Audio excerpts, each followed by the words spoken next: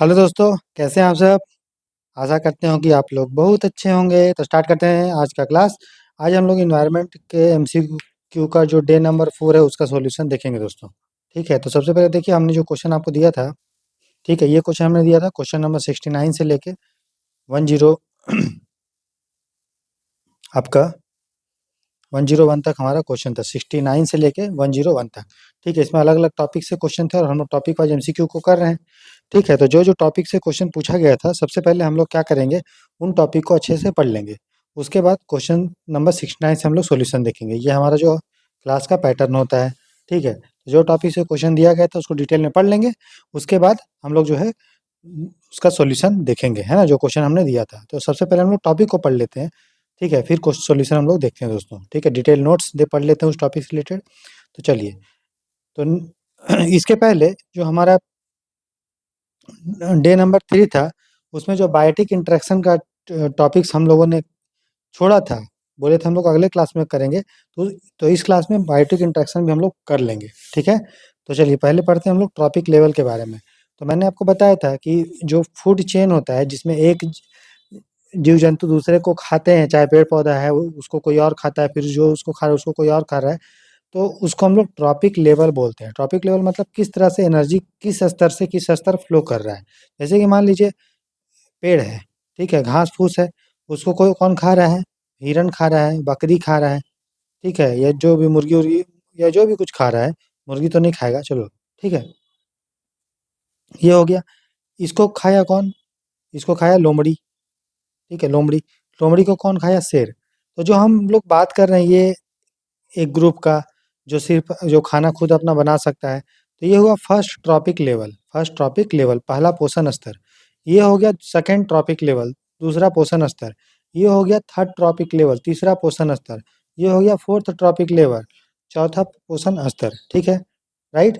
तो एक तरह के ग्रुप का जो एक तरह का खाना खा रहे हैं या दूसरे पे डिपेंडेंट है, उसको हम लोग एक ट्रॉपिक लेवल में रखते हैं। ठीक है, तो जो आपको पता है पेड़ पौधा जो खाना बनाता है वो फोटोसिंथेसिस के द्वारा बनाता है। प्लांट जो होते हैं खाना बनाते हैं, फोटोसिंथेसिस करते हैं सूर्य के प्रकाश को यूज करके। तो मान लीजिए सूर्य के पास 100 यूनिट एनर्जी था।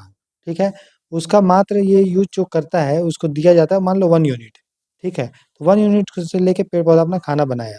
तो क्या जो 1 यूनिट जितना इसको पेड़ पौधा पत्ता पत्ता वत्ता में लगा, तो क्या पूरा 1 यूनिट जो है इसको हिरन को ट्रांसफर कर देता है? नहीं, मात्र 10% ट्रांसफर करेगा। तो 1 यूनिट का 10% कितना हुआ? 0.1 यूनिट।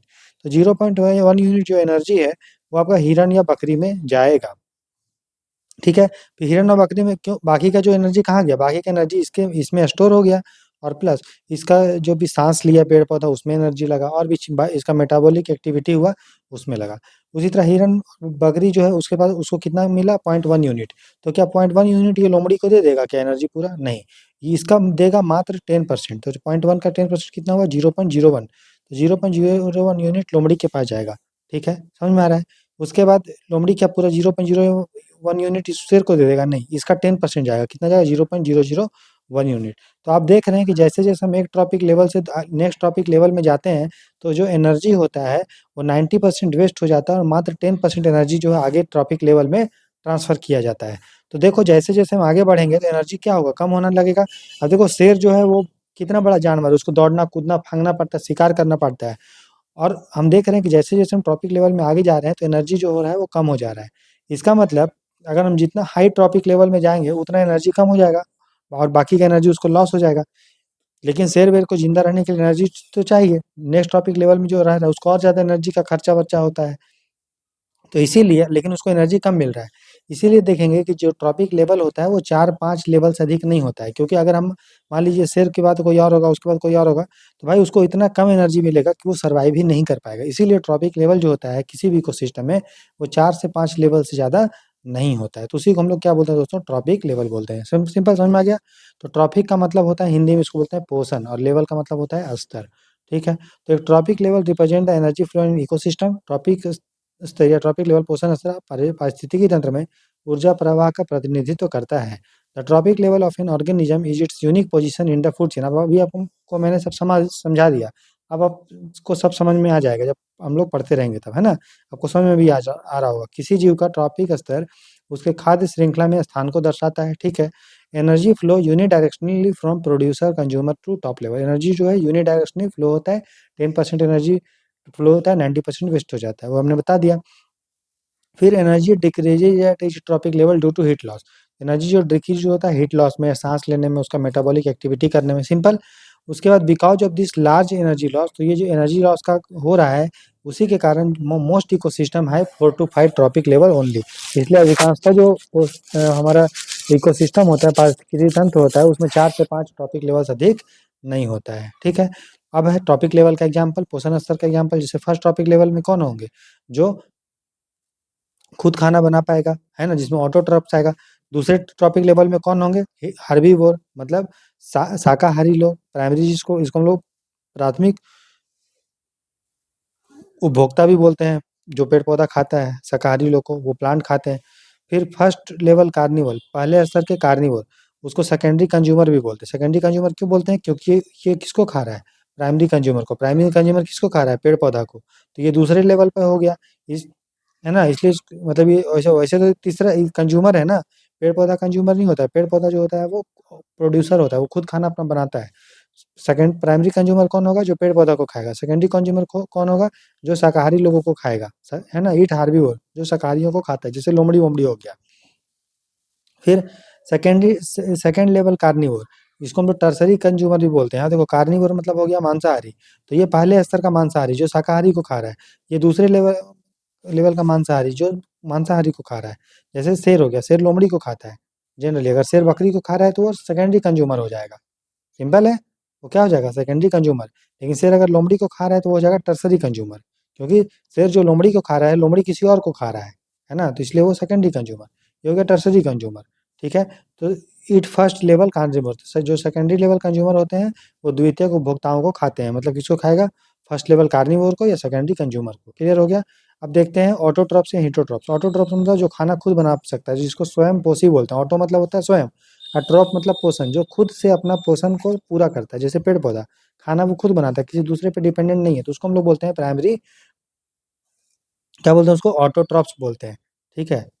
तो एग्जाम्पल है ग्रीन प्लांट्स।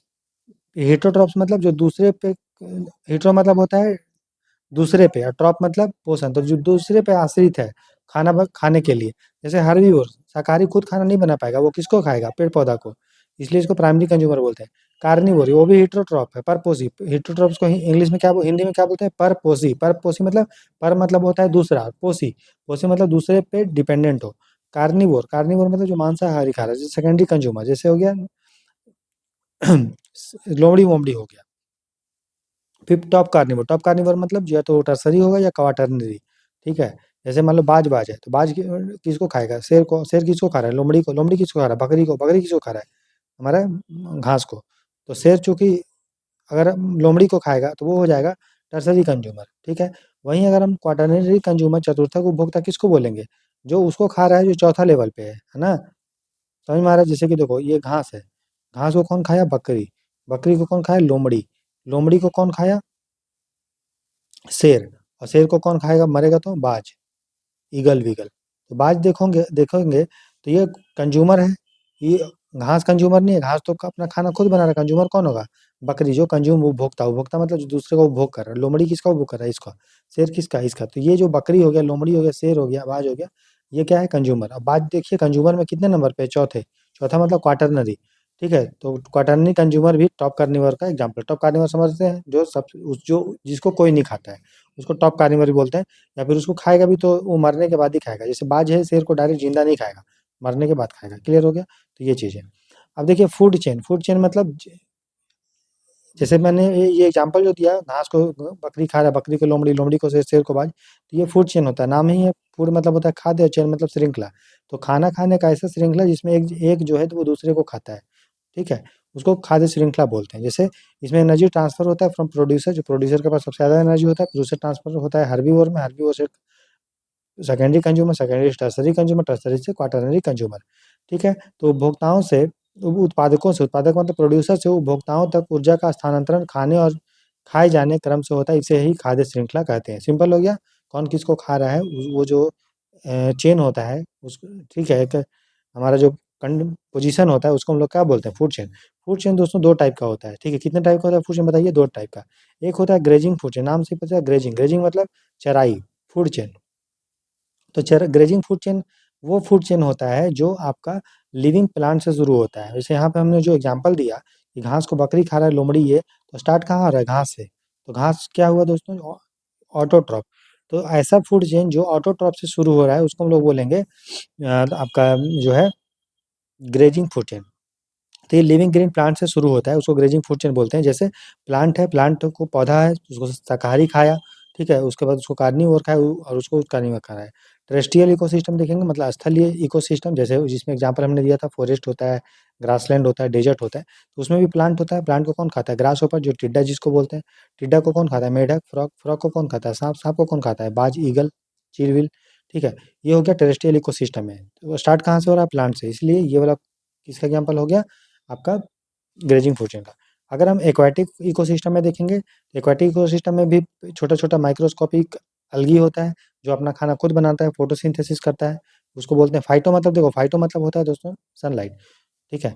और प्लैंकटन मतलब होता है पौधा। तो सनलाइट के ठीक है, मतलब छोटा-छोटा सूक्ष्मजीव बोल सकते हैं, जो खाना अपना खुद बनाता है। तो उसको कौन खाता है, जू प्लैंकटन, ठीक है? ये भी छोटा-छोटा होता है। उसको छोटा फिश खाता है, छोटा फिश को पेलिकन, बड़ा जो पक्षी होता है वो खाता है या फिर बड़ी मछली खा जाएगी, ठीक है? तो ये भी देखिए फाइटोप्लैंक्टन से शुरू हो रहा है, मतलब जो खाना बना रहा है वहीं से शुरू हो रहा है। इसीलिए इसको हम लोग बोलते हैं ग्रेजिंग फूड चेन या चराई खाद्य श्रृंखला। क्लियर हो गया? समझ में आ गया सबको? दूसरा हम लोग देखते हैं detritus food chain. Detritus food chain जो शुरू होता है वो जिंदा चीज़ से शुरू नहीं होता, जैसे प्लांट से या फाइटोप्लैंक्टन से शुरू नहीं होगा, वो डेड बॉडी से शुरू होगा, ठीक है? जैसे कि मान लीजिए लोमड़ी-वोमड़ी सब मर गया, बाज-वाज मर गया, तो मरने के बाद इसका डेड बॉडी बचा। अब इसमें बैक्टीरिया-वैक्टीरिया दोस्तों आएगा, ठीक है? बैक्टीरिया आएगा, फिर उसको खाएगा, खाने के बाद उसका मिट्टी-विट्टी बनेगा, फिर इसमें पौधा उगेगा और फिर पौधा उगने के बाद फिर उसको यही बाज, बकरी, लोमड़ी, शेर ये सब खाएगा, फिर आगे बढ़ेगा। तो ये जो शुरू हो रहा है वो डेड बॉडी से शुरू हो रहा है। इनके मरने के बाद इनके जो बॉडी का पार्ट होगा उसको बैक्टीरिया ये सब सड़ाए हुए गलाएँगे, मिनरल्स निकालेंगे, मिट्टी बनाएँगे, फिर उससे उस मिट्टी में पेड़-पौधा आएगा, फिर उससे आगे बढ़ेगा। तो ऐसा फूड चेन जो आपका डेड बॉडी से शुरू होता है, मतलब अपघट्य खाद्य श्रृंखला या डेड एंड डिकेइंग मैटर, मृत या सड़ते जीव पदार्थ से शुरू होता है, उसको हम लोग बोलते हैं डेट्रिटस फूड चेन, ठीक है? ठीक है? तो डेट्रिटस जो होता है या अपघटक जो होता है, मतलब उसको खाता कौन है? उसको खाता है अपघटक या अपघट्य जीव जो होता है, जैसे अर्थवर्म हो गया, है ना? कॉकरोच ये सभी, वो सब डेड बॉडी ये सब वो खाता है, फिर उसको डाइजेस्ट करता है, खत्म करता है और फिर उससे मिट्टी बनती है, फिर मिट्टी से फिर आगे फिर पेड़-पौधा बनता है, फिर उसको कोई कहते खाते जाता है। तो चूँकि डेट्रिटस फूड चेन है, जो अपघट्य खाद्य श्रृंखला है, वो डेड एंड डिकेइंग मैटर से शुरू हो रहा है, इसीलिए हम लोग इसको डेट्रिटस फूड चेन हम लोग बोलते हैं। तो प्रेडेटर जो होता है, शिकारी डेट्रिटिवोर को खाएगा और फिर धीरे-धीरे आगे हमारा बढ़ता है। ठीक है, क्लियर हो गया? तो तो आपको ये समझना है कि आप देखिए, आप समुद्र में जाइए, समुद्र में आप देखेंगे कि वहाँ पे कुछ भी चीज़ मरता-वर्ता है तो उसको कीड़ा-मकोड़ा खा-खू के सब खत्म कर देता है और वहाँ पे कोई भी आपको अलग से डेड एंड डिकेइंग मैटर नहीं निकले बचेगा कि उसपे मिट्टी-विट्टी बन रहा है और उसपे फिर आगे हमारा सारा चीज़ बढ़ रहा है। लेकिन वहीं अगर हम टेरेस्ट्रियल इकोसिस्टम में जाएँगे, आप देखिए जंगल में या फिर मरुस्थल में थोड़ा-मोड़ा भी आपको देखने को मिलेगा, घास के मैदान में, वहाँ डेड एंड डिकेइंग मैटर आपको बहुत दिखेगा। फिर उससे मिट्टी-विट्टी बनता है, उसको कोई और खाएगा फिर आगे बढ़ेगा। तो याद रखना है आपको कि ज जो हमारा टेरेस्ट्रियल इकोसिस्टम होता है, वहाँ पे दोनों फूड चेन आपको मिलेगा, ठीक है? आपको टेरेस्ट्रियल डेट्रिटस भी मिलेगा और आपको जो है ग्रेजिंग भी मिलेगा। ग्रेजिंग मतलब जो लिविंग प्लांट से मतलब शुरू होता है और डिकेइंग मतलब डेट्रिटस फूड चेन मतलब जो सड़ा हुआ गला से पदार्थ से फूड चेन शुरू होता है। समझ में आया? लेकिन याद आपको ये रखना है, एक्वाटिक इकोसिस्टम में जलीय हमारा जो खाद्य श्रृंखला होता है, जिसको हम एग्जांपल हमने दिया फाइटोप्लैंक्टन, जो प्लैंक्टन फिश है, पेलिकन, इसमें वहाँ पे उतना ज़्यादा डेड एंड डिकेइंग मैटर बचता ही नहीं है कि वहाँ पे डेट्रिटस फूड चेन उतना ज़्यादा होगा। इसलिए डेट्रिटस फूड चेन जो होता है हमारा, याद रखिएगा, टेरेस्ट्रियल सिस्टम में ज़्यादा आपको डेट्रिटस फूड चेन होता है, ठीक है? ग्रेजिंग फूड चेन कम होता है दोनों है, लेकिन डेट्रिटस फूड चेन ज़्यादा होगा और वहीं एक्वाटिक इकोसिस्टम में ग्रेजिंग फूड चेन ज़्यादा होगा। ये याद रहेगा, बहुत सिंपल है, ठीक है? सबको लगता होगा कि यार डेट्रिटस जो हमारा जो है ग्रेजिंग फूड चेन, वो तो ज़्यादा आपको घास-वास देखने को मिलेगा, वो ज़्यादा टेरेस्ट्रियल में, जैसे टेरेस्ट्रियल होगा, नहीं। क्यों जो होगा, आप समझ में आ गया कि एक्वाटिक इकोसिस्टम में डेड एंड डिकेइंग मैटर बचता ही नहीं है, सब उसको खा पी के खत्म कर देता है। इसीलिए ज़्यादा प्रीडोमिनेंट मुख्य रूप से जो फूड चेन हमारा ओशियन में पाया जाता है, एक्वाटिक में पाया जाता है, वो कौन-सा है? वो है आपका ग्रेजिंग फूड चेन और टेरेस्ट्रियल में कौन-सा है? Detritus food chain. क्लियर हो गया? ठीक है, आगे बढ़ते हैं। अब देखिए डिकम्पोजर, डिकम्पोजर मतलब घटक जो कि चीज़ों को डिकम्पोज करता है, खत्म कर सड़ाता गला के खत्म करता है, मिनरल को बॉडी में जो है उसका रिलीज करता है। क्योंकि आपको पता है हम लोग भी मरे मरेंगे सब चीज़, तो हम लोग बॉडी में जो नाइट्रोजन होगा, फास्फोरस, ये सब सारा वो डिकम्पोज होकर मिट्टी में मिल के फिर हम लोग बन आगे का कुछ कुछ होगा। क्लियर? ठीक है। तो जो हमारे बॉडी को सड़ाता गलाता है, ठीक है, चाहे वो पेड़ पौधा को सड़ाए या हम लोग के लिविंग ऑर्गेनिज्म की बॉडी जब डेथ हो जाती है उसको सड़ा, कोई भी सड़ा गला चीज़ को, डेड बॉडी को जो मर चुका है उसको सड़ाता गलाता, चाहे वो प्लांट हो, एनिमल हो, ह्यूमन भी कोई भी हो, तो उसको हम लोग बोलते हैं डिकम्पोजर। उसमें बैक्टीरिया है, फिर फंगस। आप देखिए रूम पे कोई आप ब्रेड रख दीजिए तो उसमें फफूंद लग जाता है, तो ब्रेड भी क्या है दोस्तों, ब्रेड भी आप देखिएगा तो वो सड़ा हुआ चीज़ है, मतलब कुछ दिन बाद सड़ जाएगा, है ना। कोई भी चीज़ आप खुले में रख दीजिए तो उसमें बैक्टीरिया फंगस लग जाता है, वो सब क्या करता है, चीज़ों को डिकम्पोज करता है। ठीक है, इसलिए उसको हम लोग बोलते हैं decomposer. They break down detritus into simple inorganic substance. वे मृत पदार्थों को सरल अकार्बनिक तत्वों में बदलते हैं। अब देखिएगा कुछ दिन बाद आप ब्रेड रखिए कहीं पे साइड में, उसमें फंगस लगेगा, तो धीरे धीरे धीरे धीरे धीरे धीरे होते होते अब देखिएगा पूरा ब्रेड खत्म हो गया, और जो ऑर्गेनिक इनऑर्गेनिक सब्सटेंस वो चेंज में उसको कन्वर्ट कर देता है, मतलब कुछ मिनरल विनरल निकल जाएगा। ठीक है, उसको डेट्रिटस फूड चेन हम लोग बोलते हैं। उसको हम लोग क्या बोलते हैं, डिकम्पोजर बोलते हैं उनको। वायरस को डिकम्पोजर नहीं बोला जाता है, क्यों? क्योंकि आपको पता है वायरस जो होता है दोस्तों, वो लिविंग भी होता है, नॉन लिविंग होता है। अगर वो किसी बॉडी में चला जाता है लिविंग में, तब फिर वो एक्शन अपना कर पाता है, अगर नॉन लिविंग में है तो अपना एक्शन नहीं कर पाएगा। तो चूंकि जो हमारा सड़ा गला चीज़ है वो ऑलरेडी डेड बॉडी है, तो वायरस उस पर कोई एक्शन नहीं करता, इसलिए वायरस को हम लोग डिकम्पोजर नहीं बोलते हैं। They remain dormant outside host. जहाँ जहाँ पे लिविंग बॉडी मिलेगा उसमें वो एक्टिव रहेगा, और जैसे ही उसके बाहर आप कर दीजिएगा वो अपना क्या हो जाता है, डोरमेंट हो जाता है। ठीक है, निष्क्रिय हो जाता है। तो इसलिए वायरस को घटक नहीं माना जाता है, क्योंकि वो मेजबान के बाहर निष्क्रिय रहते हैं और डिट्रिटस को नहीं तोड़ते हैं। कुछ प्रोटिस्टा भी होते हैं जैसे पैरामीशियम या यूग्लेना, इनको भी डिकम्पोजर नहीं माना जाता है। तो डिकम्पोजर कौन है, हो गया बैक्टीरिया, हो गया फंगस, हो गया, है ना, अर्थवर्म हो गया, ये सब को हम लोग डिकम्पोजर बोलते हैं। ये सब सड़ाता गलाता है। जैसे लकड़ी में देखिए आप, जो सड़ जाता है लकड़ी, है ना, तो उसको भी जो सड़ाता है, दीमक वीमक, ये सब क्या है, डिकम्पोजर है। लेकिन वहीं अगर आप देखिएगा पैरामीशियम है, यूग्लेना है, वायरस है, ये सब डिकम्पोजर नहीं है। ठीक है, चलिए आगे बढ़ते हैं। फिर देखते हैं ह्यूमस। ह्यूमस मतलब देखिए कोई भी जब डेड एंड डीके मैटर होता है तो वो सड़ता गलता है, उसके बाद जब बहुत ही वो सिंपल सब्सटेंस में उसको कन्वर्ट कर देता है तो उसको हम लोग ह्यूमस बोलते हैं। तो humus is form when bacteria and fungal enzymes break detritus into simple substance. Bacteria और फफूंद के एंजाइम मृत पदार्थों को सरल पदार्थों में जो बदलता है तो वही इसको ह्यूमस बोलता है। याद रखिए ह्यूमस जो होता है वो डार्क कलर का रहेगा, गहरा रंग का होगा, और बहुत ही ज़्यादा रेजिस्टेंट होता है। वो तुरंत ही मतलब सड़े गले का नहीं, थोड़ा वो कठोर होता है, क्योंकि ऑलरेडी वो सड़ा हुआ चीज़ के सड़ गल के बन रहा है। तो अब फिर जब वो रहेगा तो सिंपल तो रहेगा, लेकिन वो थोड़ा कॉम्प्लेक्स, मतलब थोड़ा हार्ड रहेगा, रेजिस्टेंट रहेगा। ठीक है, तो ह्यूमस में फिर से आप उसका डीके नहीं होगा, क्योंकि ऑलरेडी डीके होके वो बना हुआ है। और ह्यूमस आपको पता है मिट्टी की उर्वरता को बढ़ाने के लिए बहुत ही ज़्यादा ज़रूरत होता है। क्यों? क्योंकि देखिए ह्यूमस किस चीज़ से बना है, वो बना है डे जो सड़ा हुआ गला पदार्थ है उससे। सड़ा गला पदार्थ में फिर उसमें मिनरल विनरल रहेगा दोस्तों, वही है ह्यूमस। तो मिनरल जो है वो मिट्टी के लिए बहुत ज़रूरी, चाहे नाइट्रोजन है, फास्फोरस है, कैल्शियम, कुछ भी है। ठीक है, पोटासियम सब है। फिर देखते हैं डेरिवेटिव वो हमने देखा डिकम्पोजर। डिकम्पोजर क्या करता है दोस्तों, वो चीज़ों को खाता नहीं है। जैसे कि कोई ब्रेड है तो ब्रेड में अगर फंगस रहेगा, ठीक है ना, तो वो क्या करेगा, अपना बॉडी से केमिकल निकाल के इसको गलाएगा, ठीक है, उसको डिकम्पोज करेगा बाहर से। ठीक है, ये कोई ऐसा नहीं होगा कि सड़ा हुआ चीज़ को खा लेगा। लेकिन जो सड़ा हुआ गला चीज़ है उसको जो खा के और फिर अपने बॉडी में उसको पचा के फिर उसको निकालता है, मतलब समझ में आ रहा है, तो उसको हम लोग बोलते हैं डेट्रिटिवो। तो डेट्रिटिवो क्या होता है, जो उसको खा लेता है। ऐसा नहीं होगा उसके बॉडी से कोई और एंजाइम्स निकलेगा फिर उसको सड़ाएगा गलाएगा, ऐसा नहीं है। वो खा लेता है, फिर उसको बाद उसको डिकम्पोज करके फिर उसको, मतलब उसको सड़ाता गलाता है, सड़ा गला चीज़ को खा के और उसको जो है खत्म करता है। ठीक है, तो उसको डेट्रिटिवोर बोलते हैं। डेट्रिटिवोर का एग्जाम्पल आप याद रखिएगा, अर्थवर्म है, केंचुआ है, ठीक है, कॉकरोच को भी आप बोल सकते हो। तो detritivores are organism that feed on the dead and decaying organic matter. Detritivore वो जीव है जो मेरित और सड़ने वाले जैव पदार्थ पे निर्भर रहते हैं। इसी से यूपीएससी ने 2021 में क्वेश्चन पूछा था। तो जेलीफिश आपको पता है, जेलीफिश तो दोस्तों एक मछली टाइप का होता है ना, मेरीन, ये सिनिडेरियन मछली नहीं है, मेरीन जैसा। आपने देखा होगा जेलीफिश को, इस तरह से होता है जेलीफिश, बहुत पतला सा होता है, दिखा देते हैं आपको। देखिए दोस्तों ये जो है वो जेलीफिश है, दिख रहा है, इस तरह से होता है जेली, बहुत सुंदर होता है। ठीक है, तो ये मछली नहीं है लेकिन मेरीन ऑर्गेनिजम्स है। अब ये बताइए किस चीज़ को डिकम्पोज करता होगा, नहीं ये तो खा जाता होगा भाई जिंदा चीज़ को पकड़ के, है ना, मछली वछली छोटा छोटा तो उसको खाता होगा, ये किसी चीज़ को सड़ाएगा लाएगा थोड़ी। उसी तरह से सी हॉर्स भी आपने देखा होगा, समुद्री घोड़ा, है ना? ये भी जो है डेटिटिवोर नहीं है, उसको भी देख लीजिए आप। मिलीपेड जो होता है, जिसको आप कनगोजर ये सब जानते हैं, है ना? वो डेटिटिवोर होता है। वुड लाइस जो लकड़ी में कीड़ा है वो भी डेटिटिवोर है। सी हॉर्स जो डेटिटिवोर नहीं है। अगर आपने फोटो देखा भी होगा इसका, तो आसान लगेगा। सी हॉर्स देख लीजिए। देखिए इस तरह से सी हॉर्स होता है पानी में, ये थोड़ी किसी को डिकम्पोज करेगा, घोड़ा जैसा होता है, देखने में लगता है, इसलिए इसका नाम सी हॉर्स है। ये डिकम्पोज थोड़ी तो खाता होगा किसी चीज को पकड़ के, है कि नहीं? ब्यूटीफुल लग रहा है, एकदम सुंदर। ठीक है। देखिए इसको मिलीपेड बोलते हैं, है ना? कनगोजर टाइप का होता है। तो ये जो है किसी चीज को सड़ाएगा गलाएगा, है ना? देख लीजिए इसको, हमने बहुत सारा चीज में आपने देखा भी होगा इसको, कि वो ये सब कीड़ा वीड़ा रहता है जंगल उंगल में, या फिर कोई चीज पे लग जाता है तो उसको सड़ाता गलाता है। ठीक है, तो ये सब हो गया डेटिटिव। तो डेटिटिवर कौन होगा? अर्थवर्म तो होगा ही, ठीक है, केचुआ। क्योंकि केचुआ से आपको पता है हम लोग बनाते भी है ना, खाद बनाते हैं सड़ा गला के। ठीक है, तो जेलीफिश नहीं है, देख लिया हमने। मिलीपेड है। सी हॉर्स नहीं है।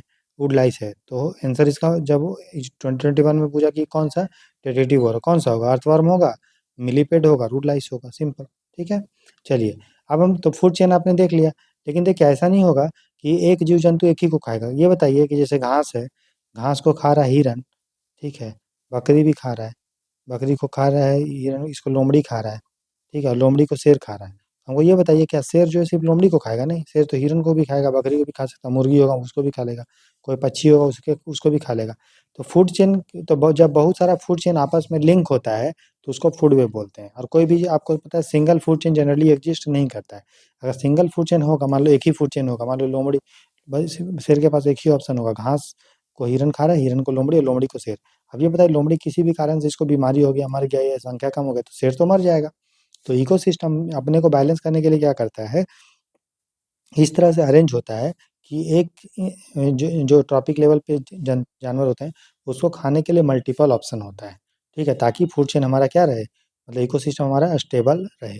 ठीक है, तो उसी को हम लोग फूड वेब बोलते हैं। तो जब बहुत सारे फूड चेन आपस में जुड़े रहते हैं, तो उसी को फूड वेब बोला जाता है। ये food web contains multiple interconnected food chain. अभी एग्जाम्पल आपको दिखा दे रहे हैं। खाद्य जाल कई परस्पर जुड़ी खाद्य श्रृंखलाओं से बनता है। If one food chain is remove, मान लो एक फूड चेन खत्म हो गया, तो बाकी कंटिन्यू रहेगा और इकोसिस्टम हमारा चलता रहेगा। फूड वेब प्रोवाइड स्टेबिलिटी, इससे स्थिरता आता है, और सर्वाइवल चांस जो है, जीवित रहने का संख्या बढ़ाता है। जैसे देखिए घास है, घास को खा रहा है टिड्डा, टिड्डा को खा रहा है छिपकली, छिपकली को खा रहा है गिद्ध, ठीक है, हॉक। फिर घास को देखो रैबिट भी खाता है, रैबिट को स्नेक, स्नेक को हॉक। तो हॉक के पास कितना सारा ऑप्शन है, स्नेक के पास भी कितना सारा ऑप्शन है। स्नेक को, माउस को भी खा सकता है, रैबिट को भी खा सकता है।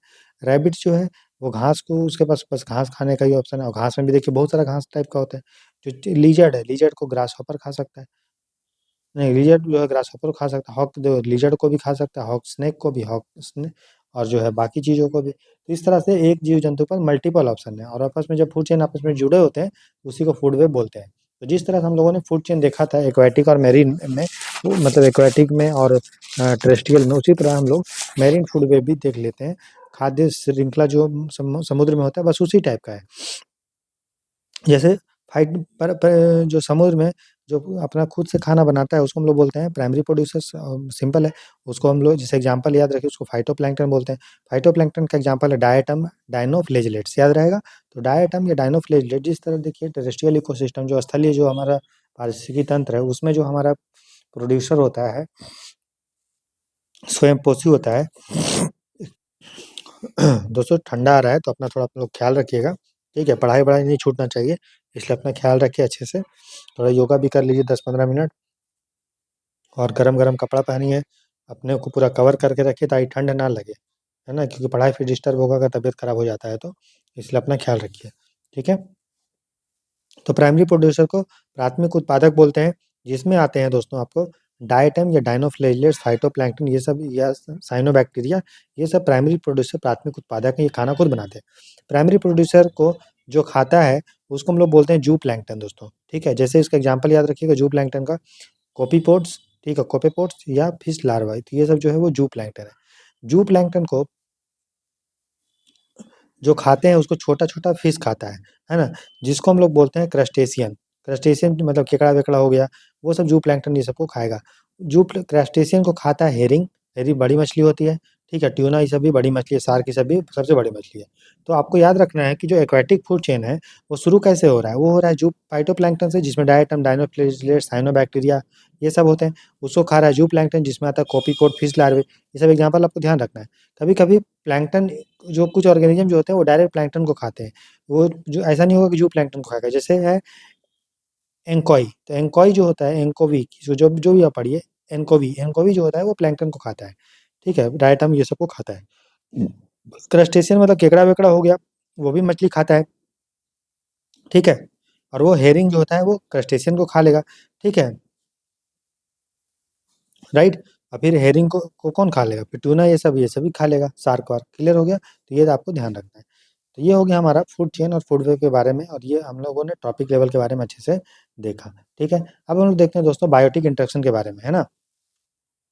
नाम से पढ़िए, बायो, बायो मतलब होता है जैविक, बायोटिक मतलब जैविक, जैविक मतलब जो रिलेटेड है जीव से, जीव मतलब जिसमें जान होता है, और इंटरेक्शन मतलब क्रियाकलाप, ठीक है? किस तरह से बोले इंटरेक्शन मतलब वार्तालाप करना, क्रिया मतलब उस पे डिपेंड होना।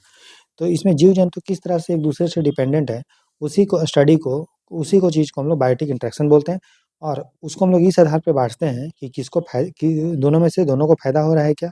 एक को फ़ायदा हो रहा है क्या? दूसरे को नुकसान हो रहा है क्या? या फिर एक को फ़ायदा हो रहा है, दूसरे को कोई फ़र्क नहीं पड़ रहा है क्या? या एक को नुकसान हो रहा है, दूसरे को कोई फ़र्क नहीं पड़ रहा है क्या? इस तरह से, ठीक है? या दोनों को नुकसान हो रहा है क्या? तो बस उस आधार पे आपको इसको समझना है, ठीक है? तो पहला एग्ज़ाम्पल है बायोटिक इंटरेक्शन का, उसको बोलते हैं एमेंसिलिज़्म। एमेंसिलिज़्म को आपको इस तरह से याद रखना है कि एक को इसमें नेगेटिव होता है, एक को नुकसान होता है, मतलब 2 जीव-जंतु इसमें इंटैक्ट करेंगे। हर इंटरेक्शन में 2 जीव-जंतु करेंगे। एक है मान लो ए, दूसरा है बी। तो ए को जो है नेगेटिव नुकसान होगा और बी को कोई ना फ़ायदा होगा ना नुकसान होगा। जैसे एग्ज़ाम्पल है, जैसे पेनिसिलियम, पेनिसिलियम दोस्तों एक फंगस है। क्या है दोस्तों? एक फंगस। पेनिसिलियम एक फंगस है, एक फफूंद है। तो वो अपने बॉडी से एक केमिकल को निकालता है जिसका नाम है पेनिसिलिन। क्या नाम है? पेनिसिलिन। इसी से बायोटिक भी बनता है। तो एंटीबायोटिक बनता है, तो ये पेनिसिलिन जो है वो क्या करता है, आस-पास में जो बैक्टीरिया है, मान लीजिए यहाँ पे पेनिसिलियम फफूंद जो है वो है, ठीक है? फफूंद है। ये अपने बॉडी से कुछ केमिकल्स निकालता है जिसका नाम है पेनिसिलिन, और यहाँ पे जब ये केमिकल जहाँ भी होगा तो वहाँ पे जो भी बैक्टीरिया है उसको मार देगा। अब हमको ये बताइए, यहाँ पे जो मिट्टी है या जो भी है, तो यहाँ पे जो बैक्टीरिया होगा, उसको नुकसान हुआ ना पेनिसिलिन के कारण? हाँ हुआ, उसको तो नेगेटिव हुआ, नुकसान हो गया। लेकिन ये बताइए कि पेनिसिलिन के निकलने से इसको कोई फ़र्क पड़ा? पेनिसिलियम को क्या फ़र्क पड़ा? कोई फ़र्क नहीं पड़ा। या बैक्टीरिया से उसको कोई फ़र्क पड़ रहा है क्या? नहीं। तो इसमें एक को नुकसान हुआ और दूसरे पे कोई फ़र्क नहीं पड़ा, तो उसको हम लोग बोलते हैं एमेंसिलिज़्म, ठीक है? और एग्ज़ाम्पल समझिए, जैसे कि आपने गाँव में देखा होगा या अपने घर पास भी देखा होगा कि ये गाय है, ठीक है? या जानवर है, जो भी है। आप देखे होंगे कि ये जब चलता है पैर तो यहाँ पे जब ये निकलता है कुछ मिट्टी-विट्टी में, तो मिट्टी में आपको पता है बहुत सारा कीड़ा-वीड़ा रहता है। आप देखे होंगे जब भी गाय आगे बढ़ती है, तो उसके साथ देखिएगा पीछे पक्षी रहता है, कौवा हो गया, छोटा-मोटा चिड़िया-मिड़िया हो गया, उसको घूम आगे पीछे इसका इस पे बैठ जाएगा, या इसके चलते रहे ये आगे चलते रहेगा, ये भी जाएगा, और ये इसके साथ भी यहाँ पे कुछ ये जब ये घास खा रहा है, तो ये भी कुछ-कुछ निकाल-निकाल के खाता है। वो क्या खा रहा है? तो जब ये दोस्तों आगे बढ़ता है गाय-वाय या नोचता है, इसको मतलब मुँह घास-वास निकलेगा, तो घास के नीचे थोड़ा कीड़ा-वीड़ा भी छोटा-मोटा रहता है, तो उसी कीड़ा को ये खा लेता है।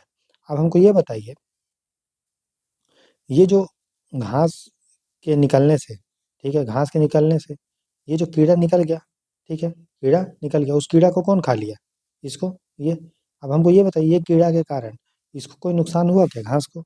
मतलब इसको सॉरी गाय को कोई नुकसान नहीं हुआ, लेकिन गाय से इसको फ़ायदा हो जा रहा है। देखो, पक्षी के कारण गाय को कोई फ़ायदा नहीं हो रहा है, क्या फ़ायदा हो रहा है? कोई नहीं। लेकिन गाय के कारण पक्षी को फ़ायदा हो रहा है, लेकिन कीड़ा को नुकसान हो रहा है। तो कीड़ा को नुकसान हो गया, गाय को कोई फ़र्क नहीं पड़ा, ठीक है? तो उसी को हम लोग बोलते हैं मेंसलिज़्म, ठीक है? क्लियर हो गया? इसी के जैसा एक होता है दोस्तों, उसको बोलते हैं कमेंसलिज़्म। क्या बोलते हैं? कमेंसलिज़्म। कमेंसलिज़्म में क्या होता है, एक को पॉजिटिव होता है, एक को फ़ायदा होता है, दूसरे को कोई फ़र्क नहीं पड़ता है। जैसे यहाँ पे अगर हम देखें कीड़ा का और गाय का, तो कीड़ा को तो नुकसान हुआ, गाय को कोई फ़र्क नहीं पड़ा। वहीं अगर हम देख लें पक्षी का और गाय का, तो गाय के कारण पक्षी को फ़ायदा हो रहा है, लेकिन गाय को कोई फ़र्क नहीं पड़ रहा है, तो उसको एमेंसिलिज़्म का एग्ज़ाम्पल है। एमेंसिलिज़्म में क्या होता है, एक स्पीसीज को फ़ायदा होता है, दूसरे को कोई फ़र्क पड़ नहीं पड़ता, ना तो उसको नुकसान होता है, ना तो फ़ायदा होता है। ठीक है, और इसका एग्ज़ाम्पल समझिए, जैसे आपने देखा होगा बड़ी मछली जो समुद्र में रहती है, हम दिखा भी देते हैं आपको। देखिए, आपने देखा होगा बहुत वीडियो में भी, जो शार्क होता है बड़ा-बड़ा, ठीक है? उसके पीछे-पीछे थोड़ी-थोड़ी, छोटी-छोटी मछली भी चलते रहती है दोस्तों। ये छोटी मछली को शार्क नहीं खाता है, क्योंकि उसको पेट थोड़ी भरेगा, छोटी-छोटी से क्या ही भरेगा, है ना? ये सब से। लेकिन ये जब शिकार करेगा शार्क, ठीक है? तो पूरा मछली को पकड़ेगा, तो पूरा तो नहीं खा पाएगा, उसका छितरा जाएगा, है ना? जिंदा पकड़ेगा, अब देखिएगा थोड़ा उसका टुकड़ा-वुकड़ा इसका मुँह से निकल के थोड़ा इधर-उधर चल जाएगा, तो वो ये सब छोटा-छोटा मछली उसको खा लेता है, ठीक है? तो देखो इस तरह से उसमें सट-सट के चलता है, ठीक है? तो अब ये बताइए, शार्क को छोटा मछली से कोई फ़ायदा हो रहा है क्या? नहीं। लेकिन छोटा मछली को शार्क के कारण फ़ायदा हो जा रहा है, क्योंकि शार्क अगर शिकार करता है, तो ये मछली उससे चिपक के चलती है, तो उसको भी कुछ ना कुछ खाने को मिल जाता है, ठीक है? इस तरह से, सिंपल। तो शार्क और शकर शार्क को क्या हुआ? कोई फ़र्क नहीं पड़ा, ठीक है? उसको सुरक्षा भी मिल जाता है शकर फिश को, और उसको कोई खाएगा शार्क के से वो सट के चलेगा, है ना? तो बस ऐसा समझिए बड़ा-सा गुंडा के साथ अगर आप सट के चले, कोई छू देता है आपको? नहीं, है ना? या बड़े आदमी के साथ आप जाएँ, कोई छुएगा नहीं, लेकिन उसके कारण आपको फ़ायदा हो जाएगा। उसी तरह से शार्क के कारण शकर फिश को फ़ायदा हो जा रहा है, लेकिन शार्क को क्या फ़र्क पड़ रहा है? कोई फ़र्क नहीं पड़ रहा है, ठीक है? तो शार्क रिमेन्स अनअफेक्टेड, शार्क पे कोई प्रभाव नहीं पड़ता है, लेकिन शक्कर फिश को फ़ायदा हो जाता है। उसी तरह से जो ट्रॉपिकल रेन फॉरेस्ट होता है, वर्षा वन होता है दोस्तों, उसमें आप देखेंगे बड़े-बड़े पौधे होते हैं, और उसी के साथ छोटा-छोटा भी प पौधा उसके साथ सट के चलते रहता है। छोटा पौधा के बड़ा पौधा के कारण छोटा पौधा को फ़ायदा हो जाता है। क्यों? उसको सपोर्ट मिल जाता है ना उसपे? उस दिन तो वो गिर जाएगा, उसको धूप भी मिल सकता है, लेकिन बड़ा पेड़ को कोई फ़ायदा नहीं होता है। तो उसी वो भी किसका एग्ज़ाम्पल है? कमेंसलिज़्म का, जिसको हिंदी में सहभेजिता बोलते हैं, सहभोजिता मतलब एक को पॉज़िटिव, दूसरे को कोई फ़र्क नहीं पड़ रहा है, ठीक है? आप इंग्लिश में थोड़ा ध्यान रखेंगे, कॉमेंसलिज्म और एमेंसलिज्म में हमने क्या देखा था, एक को नुकसान, दूसरे को कोई फर्क नहीं पड़ा, ठीक है? एक होता है दोस्तों, अगला है प्रीडेशन। प्रीडेशन मतलब शिकार, शिकार समझ रहे हो? अब जैसे शेर जो है हिरन को शिकार कर रहा है, तो शेर को क्या हो रहा है दोस्तों? फायदा, हिरन को नुकसान। तो एक को इसमें फायदा होता है प्रीडेशन में, ठीक है? जो प्रीडेटर होता है, जो शिकारी को फायदा होता है, शिकार को नुकसान होता है। प्रीडेटर हेल्प मेंटेन स्पीसीज, और शिकार होना जरूरी भी है नेचर के द्वारा, उससे क्या होता है, डाइवर्सिटी को मेंटेन रहता है। नहीं तो क्या होगा, मान लीजिए शेर अगर शिकार नहीं करेगा, तो पूरा हिरन बढ़ने लगेगा, तो हिरन क्या करेगा, पूरा घास को खा के खत्म कर देगा, ठीक है? तो फिर वहाँ पे इकोसिस्टम ही कोलैप्स कर जाएगा। तो नेचर ने जो बनाया है ये, इसमें कुछ मांसाहारी और शाकाहारी है, कोई अगर जानवर मांसाहारी है, कोई अगर जानवर शाकाहारी है, तो कोई कुछ गलत और सही नहीं है। ये समझ में आ रहा है? सब अपना नेचर कर रहा है। इसी तरह से अभी हम जो बोलेंगे वो बहुत लोगों को खराब लग जाएगा, ठीक है? कि मांसाहारी जैसे जो लोग मांस खाते हैं, तो कुछ वो गलत नहीं कर रहा है, ठीक है? और जो शाकाहारी अगर हैं, तो कुछ आप बहुत अच्छा नहीं कर रहे हैं। समझ में आ रहा है ना? जैसे कि आप देखिए, ध्यान से बात सुनिएगा और अपना दिमाग लगा के, ठीक है? हम बता रहे हैं कि देखिए, कोई व्यक्ति मांस खा रहा है या फिर साग-सब्ज़ी खा रहा है, उसमें कुछ भी उस खाने के रिस्पेक्ट में कुछ गलत और सही नहीं है, ठीक है? क्योंकि देखिए, अगर मांस आप खा रहे हैं, किसी को आप मार रहे हैं, अगर आप एग्रीकल्चर दोस्तों होता है, उसमें भी आप देखिएगा तो उसमें फर्टिलाइज़र ये सब डाला जाता है, ठीक है? तो आपको क्या लग रहा है कि जो फिर जो साग-सब्ज़ी है और सब्ज़ी भी खा रहे हैं, तो जंगल भी तो कट रहा है। तब ना कि एग्रीकल्चर होगा, तो जंगल पे आप देखिएगा जो जानवर डिपेंडेंट था, हाथी था, हिरन था, वो भी मरेगा, ठीक है? फिर जंगल कटेगा, धीरे-धीरे जंगल सिकुड़ेगा, ठीक है? एग्रीकल्चर के कारण, और ये सब हो क्यों रहा है? एग्रीकल्चर के कारण हो रहा है, ठीक है? फिर एग्रीकल्चर में फर्टिलाइज़र ये सब डाला जाता है, तो उसपे जो टिड्डा-विड्डा है और भी जो पेस्ट्स है, वो मर रहा है ना, तो क्या उन लोग का भी तो जान है, ठीक है? भले वो आपको दिख नहीं रहा है, लेकिन तो है। इसीलिए ये मत कोई सोच मत में नहीं रहना है कि अगर आप मांस खा रहे हैं या अगर आप साग-सब्ज़ी खा रहे हैं, तो इसमें कुछ अच्छा हो रहा है या फिर बुरा हो रहा है। इंसान जो है अपने कर्म से अच्छा या बुरा होता है दोस्तों, खाने-पीने से उतना नहीं होता है। एक आदमी खाएगा नहीं तो मर जाएगा। चाहे अगर साग-सब्ज़ी आदमी नहीं खाए, ये सोच के कि अरे कीड़ा-मकोड़ा खाते हैं ये वो, तब तो फिर कीड़ा-मकोड़ा है उसमें, हम उसके मेरे कारण वो मर रहा है, तो ऐसा नहीं है, ठीक है? या फिर कोई मांस खा रहा है तो कुछ गलत कर रहा है, ऐसा नहीं है, आराम से खाइए-पीजिए, बस आपका कर्म बढ़िया होना चाहिए, ठीक है? मान लीजिए आप देखेंगे कि बहुत सारे लोग होते हैं, पूरा शुद्ध शाकाहारी रहेगा, ठीक है? शुद्ध शाकाहारी का मतलब पूरा साग-सब्ज़ी खाएगा, लेकिन करप्ट होता है, ठीक है? दूसरे का बुरा चाहता है, हमेशा वो चुगली-वुगली करते रहता है। कोई इंसान देखिएगा कि नॉन-वेज खा रहा है लेकिन अच्छा है, करप्शन नहीं कर रहा है, सीधा-साधा है, ठीक है? या फिर बहुत आप देखेंगे साग-सब्ज़ी भी खा रहा है, सीधा-साधा है, और कोई मांस-मछली खा रहा है, बदमाश है। तो कोई इंसान अच्छा है या बुरा है, उसका निर्धारण सिर्फ़ एक क्राइटेरिया उसका मांस-मछली खाना ही या नॉन-वेज खाना ही नहीं है, ठीक है? वही हम आपको सिखा रहे हैं, ठीक है, मतलब समझा रहे हैं। इसलिए ये सब नहीं बोल रहा है किसी को कि आप मांस खाते हैं या साग सब्जी खाते हैं तो बहुत अच्छे हैं, बहुत खराब है, कुछ नहीं है। आराम से खाइए, अच्छा इंसान बनिए, पढ़ाई कीजिए, आगे बढ़िए। ठीक है, स्टूडेंट को ये सब के लफड़े में नहीं पड़ना चाहिए कि मांस मछली और साग ये वो। ठीक है, चलिए ज्ञान की बातें बाद में, पढ़ाई की स्टार्ट करते हैं। ठीक है, तो प्रीडेशन हम समझ गए, तो एक को नुकसान होता है, दूसरे को कोई फर्क, मतलब दूसरे को फायदा होता है। ठीक है, जैसे लेपर्ड है, टाइगर है, चीता है, वो सब स्पीड क्लॉ या वो अपने मतलब वो यूज करते हैं अपना स्पीड का, तेजी का, और पंजा से शिकार विकार करते हैं। फिर एक है पैरासिटिज्म। पैरासिटिज्म मतलब परजीवी। परजीवी मतलब जो दूसरे के शरीर में रहता है, ठीक है, खाना वाना खाएगा, ठीक है, उसी से डिपेंड रहेगा, लेकिन उसको मारेगा नहीं, उसको कमजोर करेगा, ठीक, उसको मारेगा नहीं। जैसे कि मान लो हम लोग के सारे सिर पे वो होता है, ढीला होता है, जिसको हम लोग बोलते हैं कि क्या लीच बोलते हैं ना, जो जूं बोलते हैं। जूं क्या करता है, हम लोग के शरीर सिर से जो है वो खाना खून को चूसता है। ठीक है, तो हम लोग को वो मारेगा नहीं, क्योंकि हम लोग को मारेगा तो वो मर जाएगा, इसीलिए, लेकिन वो नुकसान पहुंचाता है। ठीक है, हम लोग के पेट में बहुत सारा किसी को अगर टेप वार्म ये सब अगर हो जाता है, राउंड वार्म ये सब, तो वो सब भी नुकसान है। जैसे मलेरिया परजीवी, मलेरिया पर पैरासाइट है ना, जिसको प्लाज्मोडियम बोलते हैं। ठीक है, तो वो सब भी क्या करता है, नुकसान पहुंचाता है। पैरासिटियम वो होता है जिसमें पैरासाइट को, परजीवी को फायदा होगा, लेकिन दूसरे को नुकसान होता है। लेकिन देखिए पैरासिटिज्म में, और आपको लग रहा होगा प्रीडेशन दोनों तो एक ही है, दोनों एक ही नहीं है। हाँ, दोनों में सही है कि एक को फायदा, एक को नुकसान हो रहा है, लेकिन प्रीडेशन में वो मर जाता है, उसका शिकार हो जाता है। लेकिन पैरासिटिज्म में उसको मारेगा नहीं, मारेगा तो वो खुद मर जाएगा ना। मान लीजिए अगर सिर पे रहने वाला जूं जो है इंसान को खून चूस चूस चूस के मार दे, तो खुद मर जाएगा, वो रहेगा कहाँ पे? समझ में आ रहा है? क्लियर? तो उसी तरह से फंगस, बैक्टीरिया, वायरस जो होता है वो सब पैरासाइट्स ये सब होते हैं, वो मारेगा आपको नहीं। Tape warm, round warm, malarial parasite. ठीक है, नेक्स्ट है हमारा कंपटीशन। हाँ, अगर ट्रीटमेंट अगर नहीं होगा मलेरिया वलेरिया का तो वो मर जाएगा, लेकिन उसका मकसद उसको मारना नहीं होता, उसको कमजोर करना होता है। ठीक है, फिर कंपटीशन। कंपटीशन का मतलब जब दोनों एक ही चीज़ को खा रहा है, जैसे कि मान लीजिए हिरन लिमिटेड है, और या फिर तो और उसमें उसके लिए कंपटीशन है किसके बीच में, बाघ के बीच में और शेर के बीच में। तो दोनों बाघ और शेर आपस में लड़ेगा, एक दूसरे को चोट पहुंचाएगा, हो सकता है वो मर भी जाएगा। ठीक है, तो जो कंपटीशन होता है, प्रतिस्पर्धा, प्रतिस्पर्धा पढ़ाई के फील्ड में बहुत अच्छा है कि कंपटीशन होने से आपका एफिशिएंसी ये सब बढ़ता है और आप अच्छा पढ़ते हैं। लेकिन इकोलॉजी और इकोसिस्टम के रिस्पेक्ट में देखें तो वो नेगेटिव चीज़ है, क्योंकि इसमें जो है एक इंडिविजुअल ऑर्गेनिज्म जो होता है वो दूसरे को के कारण वो नुकसान में हो जाता है, क्योंकि लड़ाई वड़ाई करेगा तो ये सारा चीज़ है। ठीक है, तो उसको हम लोग बोलते हैं दोस्तों कंपटीशन। क्या बोलते हैं? प्रतिस्पर्धा। क्या बोलते हैं? प्रतिस्पर्धा। ठीक है, फिर है कमेंसलिज्म। हमने बता दिया, इसमें एक को पॉजिटिव होता है, दूसरे को इम्पैक्ट नहीं, देख लिया साकर फीस और ये सारा चीज़। फिर है म्यूचुअलिज्म। म्यूचुअलिज्म में नाम ही है म्यूचुअल, म्यूचुअल मतलब परस्पर, इसमें दोनों को लाभ होता है म्यूचुअलिज्म में। ठीक है, परस्पर लाभ या सहजीवी, दोनों साथ साथ जीते हैं।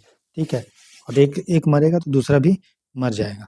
ठीक है, जैसे एग्जाम्पल है सी एनिमन का, जैसे एग्जाम्पल अपने सिंपल हम देते हैं अभी कोरल रीफ का। कोरल रीफ क्या करता है दोस्तों, जैसे कोरल जो रीफ होता है, कोरल रीफ, कोरल रीफ दो चीज़ होता है इसमें, एक होता है कोरल का पोलिप, कोरल का पोलिप्स, POLYPS, और दूसरा होता है एक अलगी होता है जिसका नाम होता है, आई मीन सिंपल, हम इसको डिफिकल्ट नहीं करते हैं, हम एक लिख देते हैं बस, जो अलगी।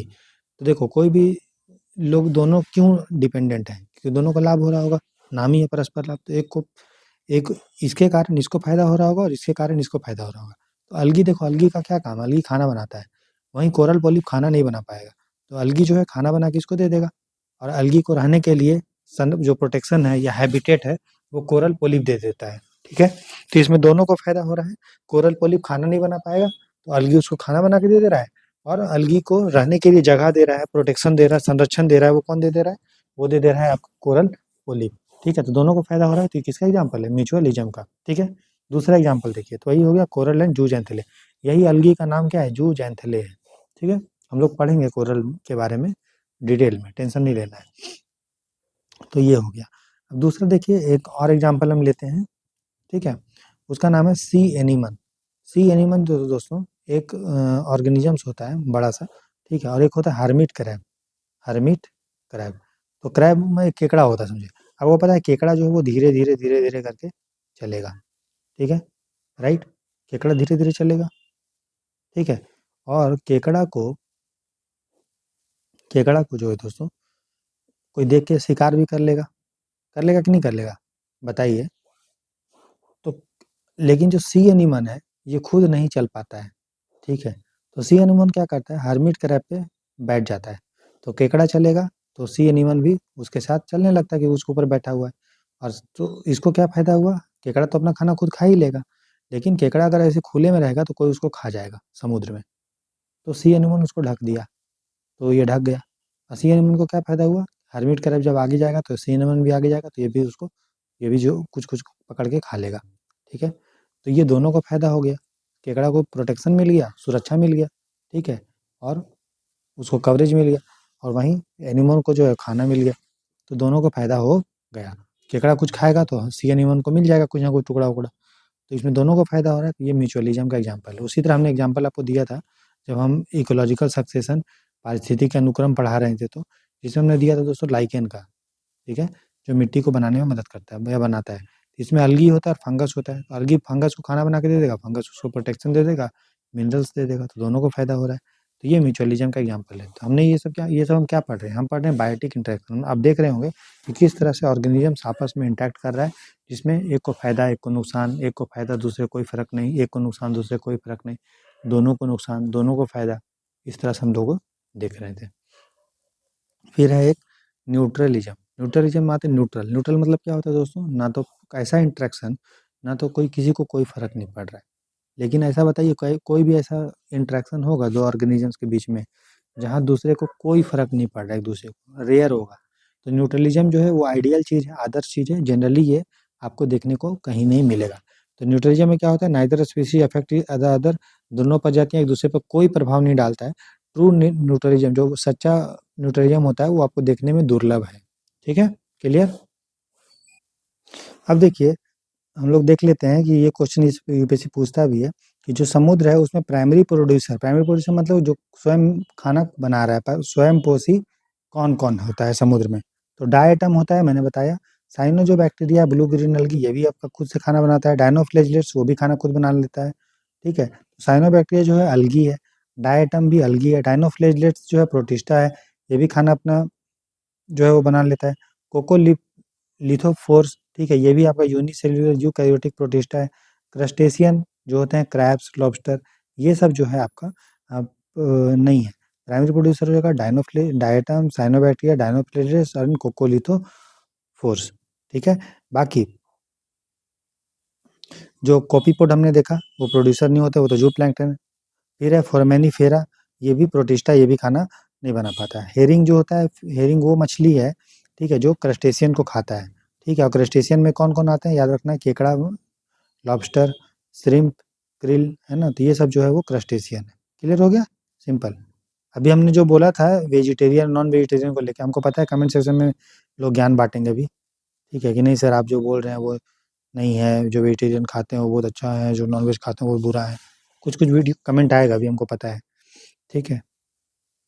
इकोलॉजिकल पिरामिड, भारत का जो व्यक्ति होता है उसको आधा जो होता है ना टाइम, इसी में लग जाता है, वेज और नॉन-वेज का डिबेट करने में, ठीक है। फिर है इकोलॉजिकल पिरामिड देखो, पिरामिड इस टाइप से होता है, और इकोलॉजिकल है मतलब इसमें क्या है, अलग-अलग ट्रॉपिक लेवल पे अलग-अलग जीव-जंतु हैं, ठीक है। तो ecological pyramid is the graphical representation, जैसे घास है, ग्रास, ग्रास को कौन खा रहा है? हिरन, हिरन को कौन खा रहा है? लोमड़ी, लोमड़ी को कौन खा रहा है? शेर, ठीक है। तो इस तरह से आपको अरेंज होता है, ठीक है। इसमें इसको बोलते हैं पूरे को इकोलॉजिकल पिरामिड। यहाँ पे जो एक-एक लेवल है, देखो ये एक लेवल हुआ, ये दूसरा हुआ, ये तीसरा, इसको बार बोला जाता है। क्या बोला जाता है? बार। और ये ट्रॉपिक लेवल को दिखाता है। ये फर्स्ट ट्रॉपिक लेवल हुआ, ये सेकंड हुआ, ये थर्ड हुआ, ये फोर्थ हुआ, ऐसा, ठीक है। तो ecological pyramid is the graphical representation trophic level of organisms based on their ecological position. शुरू में प्रोड्यूसर हो जाएगा, फिर ऊपर में टॉप कंज्यूमर्स हो जाएगा। तो पारिस्थितिकी पिरामिड जीवों के ट्रॉपिक स्तर का एक ग्राफिक चित्रण है जो उनके पर्यावरणीय स्थान, उत्पादक से शीर्ष उपभोक्ता पर आधारित होता है। Each bar in the pyramid shows trophic level, pyramid की प्रत्येक पट्टी पर एक ट्रॉपिक स्तर को दर्शाती है। Length of the each bar represent number, biomass, energy of the organisms at that level. ये जो लेंथ बता रहे हैं, जैसे यहाँ फर्स्ट टॉपिक लेवल का लेंथ मान लो ये है, तो हम बोलेंगे कि इसका ज़्यादा नंबर है, या हम देखेंगे आगे बायोमास ज़्यादा है, मतलब जितना बड़ा, जैसे कि ये देखो हमने ये बनाया, ठीक है। ये फर्स्ट टॉपिक हुआ, ये सेकंड हुआ, ये थर्ड हुआ।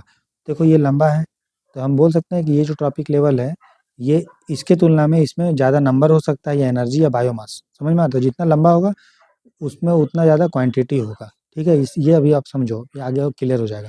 मान लीजिए अगर हम टॉपिक लेवल ऐसे बनाते हैं, तो देखो ये फर्स्ट टॉपिक लेवल हुआ, ये सेकंड हुआ, ये थर्ड हुआ। तो आप ऐसे बनाइए या आप ऐसे बनाइए, जो नीचे वाला होगा वो फर्स्ट टॉपिक लेवल होगा, उसके ऊपर सेकंड, उसके ऊपर थर्ड, उसके ऊपर फोर्थ, ठीक है। तो यहाँ पे देखो जब हमने ऐसे बनाया, ऐसे ऐसे बनाया, तो ये वाला जो टॉपिक लेवल हुआ ये लंबा हुआ। जब हमने ऐसे बनाया पिरामिड, तो ये टॉपिक लेवल छोटा हुआ, ठीक है। तो समझ में आया? अभी आपको क्लियर हो जाएगा कि क्यों ये इतना कम आ रहा है, ज़्यादा आ रहा है। तो प्रोड्यूसर हमेशा, जो उत्पादक होगा उसको हमेशा नीचे रखेंगे, ठीक है। जो खाना खुद बनाएगा वो हमेशा नीचे रखेंगे, ठीक है, राइट। और कंज्यूमर जो होता है उसके ऊपर होता है। अब देखो इकोलॉजिकल जो पिरामिड है उसको अलग अलग टाइप का होता है। एक होता है पिरामिड ऑफ नंबर, कुत्ता भौंक रहा है दोस्तों, ठीक है। और संख्या का pyramid, pyramid of biomass, biomass का पिरामिड, और पिरामिड ऑफ एनर्जी और प्रोडक्टिविटी, ऊर्जा उत्पादकता का पिरामिड, ठीक है। तो पिरामिड ऑफ नंबर मतलब इसमें हम लोग जो ऑर्गेनिजम्स को अरेंज कर रहे हैं, प्रोड्यूसर को, प्राइमरी कंज्यूमर, सेकेंडरी कंज्यूमर, वो किस आधार पे कर रहे हैं कि उसका संख्या कितना है, ठीक है। अगर मान लीजिए हम ऐसा कोई पिरामिड बना रहे हैं, ठीक है, और यहाँ पे हम इस तरह से बनाए हैं, तो इससे आपको ये पता चल रहा है कि जो जितना ज़्यादा नीचे है उसका ये ज़्यादा है, उसका लंबाई ज़्यादा है। इसका मतलब अभी हम नंबर का अगर बात करें तो यहाँ पे जितने भी जीव जंतु हैं, इसका संख्या ज़्यादा होगा, उससे कम इसका, उससे कम इसका, उससे कम इसका, ठीक है। मतलब प्रोड्यूसर का ज़्यादा हो गया, तो जैसे जैसे ऊपर जा रहे हैं वो कम हो रहा है। तो इकोलॉजिकल पिरामिड ऑफ नंबर जो होता है दोस्तों, वो सीधा भी हो सकता है, ये हुआ सीधा, जिसमें ऑटोट्रॉप्स का संख्या ज़्यादा होगा, और ये हो गया उल्टा, जिसमें ऑटोट्रॉप का संख्या जो होगा वो कम होगा। जैसे जैसे आप ऊपर जाइएगा संख्या बढ़ रहा है, इसमें जैसे जैसे ऊपर जाइएगा, अब देखिए बेस जो है, तो इसमें नीचे वाले में इतना लंबा था, उसके ऊपर गए तो इतना लंबा हो गया, उसके ऊपर और छोटा हो गया। तो जब आप इकोलॉजिकल पिरामिड ऑफ नंबर सीधा बनाएंगे, तो जैसे सब ऊपर जाएंगे तो संख्या आपका घट रहा है। वहीं जब इकोलॉजिकल पिरामिड जब उल्टा बना रहे हैं, ये उल्टा हुआ, तो जैसे सब ऊपर जा रहे हैं देखिए बढ़ रहा है, लंबा हुआ, ठीक है। तो इकोलॉजी याद रखिए, पिरामिड ऑफ जो नंबर होगा वो सीधा भी हो सकता है, उल्टा भी हो सकता है। तो हम लोग दोनों देख लेते हैं। तो सबसे पहले पिरामिड ऑफ नंबर अगर सीधा की बात करें इस तरह से, तो जैसे जैसे आप ऊपर जाएँगे तो संख्या क्या हो रहा है, घट रहा है। तो एग्ज़ाम्पल इसका है ग्रासलैंड या पॉन्ड, घास भूमि या तालाब, ठीक है। देखिए घास भूमि, देखिए बहुत सारा घास होगा, उसको खाने वाला जो हिरन होगा वो कम होगा, उससे कम लोमड़ी होगा, उससे कम शेर होगा, और बाज उससे कम होगा। तो ये हो गया।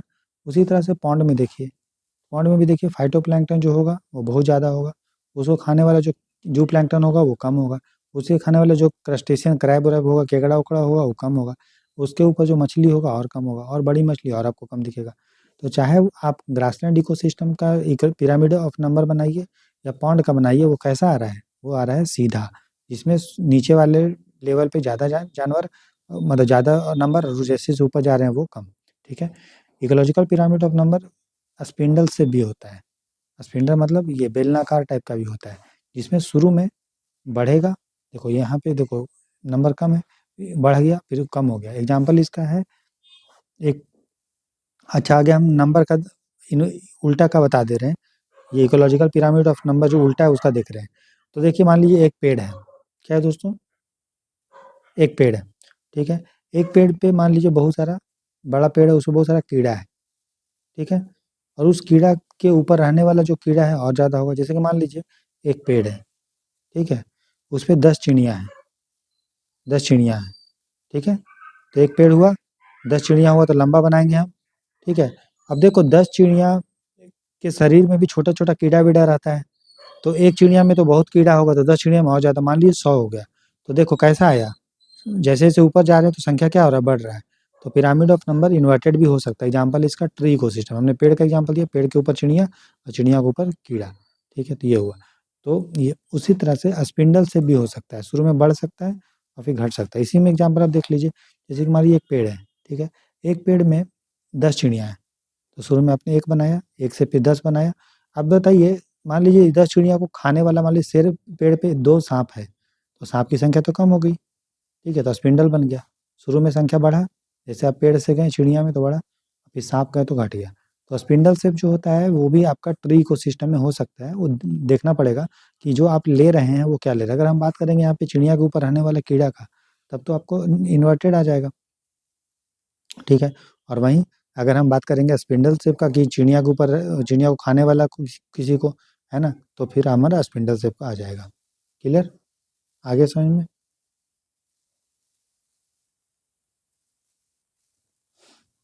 ठीक है। तो फिर याद आपको क्या रखना है कि फॉरेस्ट है या फिर ग्रासलैंड है, पॉन्ड है, तो उसमें जो होता है वो किसका कैसा होता है, अपराइट होता है, ठीक है। और नंबर जो है वो अगर ट्री इकोसिस्टम में देखेंगे तो उल्टा होता है। और इन्वर्टेड का भी हमने आपको एग्जांपल दोस्तों दे दिया। अगर एक्वाटिक इकोसिस्टम में अभी देखिएगा, पानी वाला में भी तो क्या होगा, बहुत सारा फाइटोप्लैंक्टन होगा, उसको जो प्लैंक्टन खाएगा उसको भी छोटा मछली और बड़ा मछली बहुत कम होगा, तो वहाँ भी सीधा होता है, ठीक है।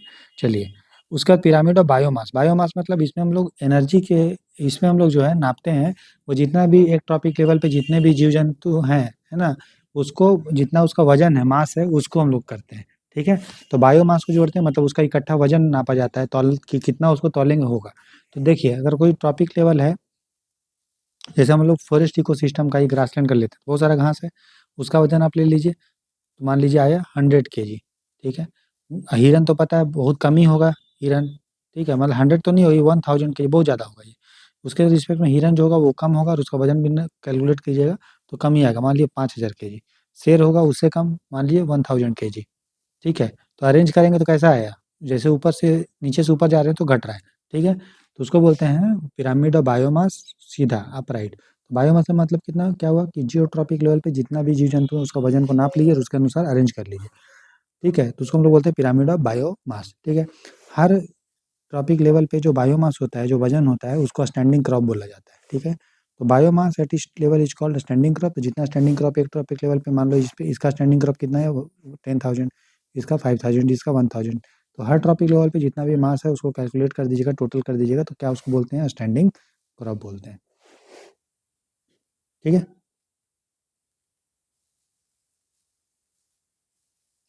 अब पिरामिड ऑफ बायोमास सीधा हो सकता है, जैसे मैंने टेरेस्ट्रियल इकोसिस्टम में अगर हम बात करेंगे, ये घास है, घास को हिरन खा रहा है, हिरन को शेर खा रहा है, शेर को कोई और खा रहा है, ठीक है, तो वो हमेशा जनरली अपराइट होता है, ठीक है, क्योंकि प्रोड्यूसर प्लांट का बायोमास ज़्यादा होगा। और जैसे जो हाई ट्रॉपिक लेवल पे जाएंगे तो मास आपका टोटल कम हो जाएगा। पिरामिड ऑफ जो बायोमास है वो टेरेस्ट्रियल इकोसिस्टम में सीधा हो गया, समझ में आया। चलिए, उल्टा भी होता है, तो उल्टा होगा एक्वाटिक में। अब देखिए, जब एक्वाटिक फूड चेन होता है, अब देखिए जो उसमें जो फाइटोप्लैंक्टन होता है वो बहुत ही कम होगा, ठीक है, उसका वजन नापिएगा तो बहुत कम आएगा, मान लीजिए 1 kg। उसको जो खा रहा है मछली, छोटा मछली, उसका वजन होगा 100 kg, टोटल देखिएगा तो। उसको बड़ा मछली खा रहा है, उसका होगा 1000 kg। और उसको शार्क खा रहा है, उसका हो जाएगा 5000 kg।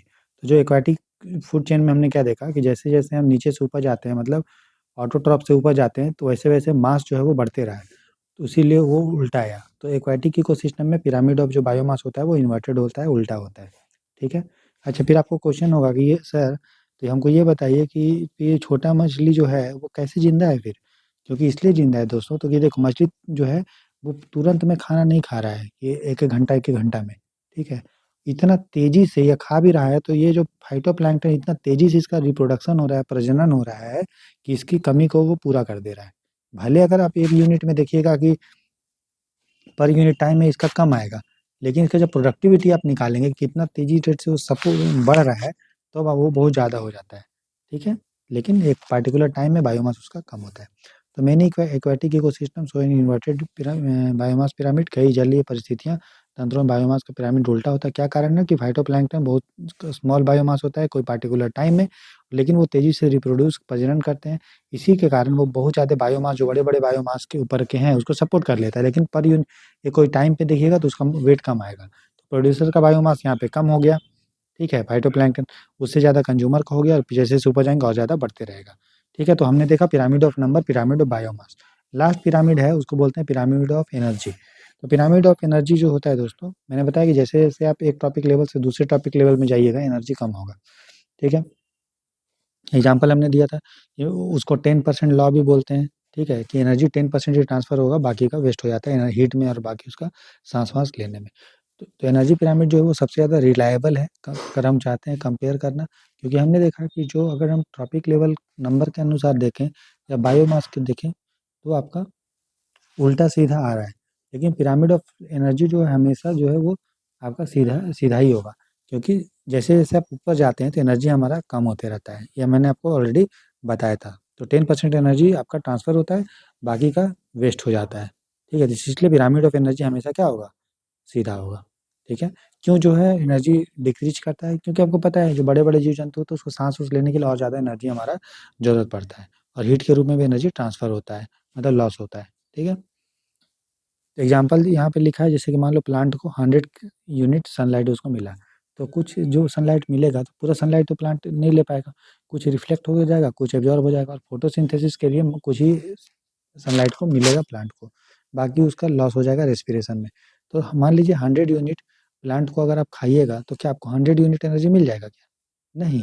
डियर जो है वो 100 यूनिट कैलोरी, मान लो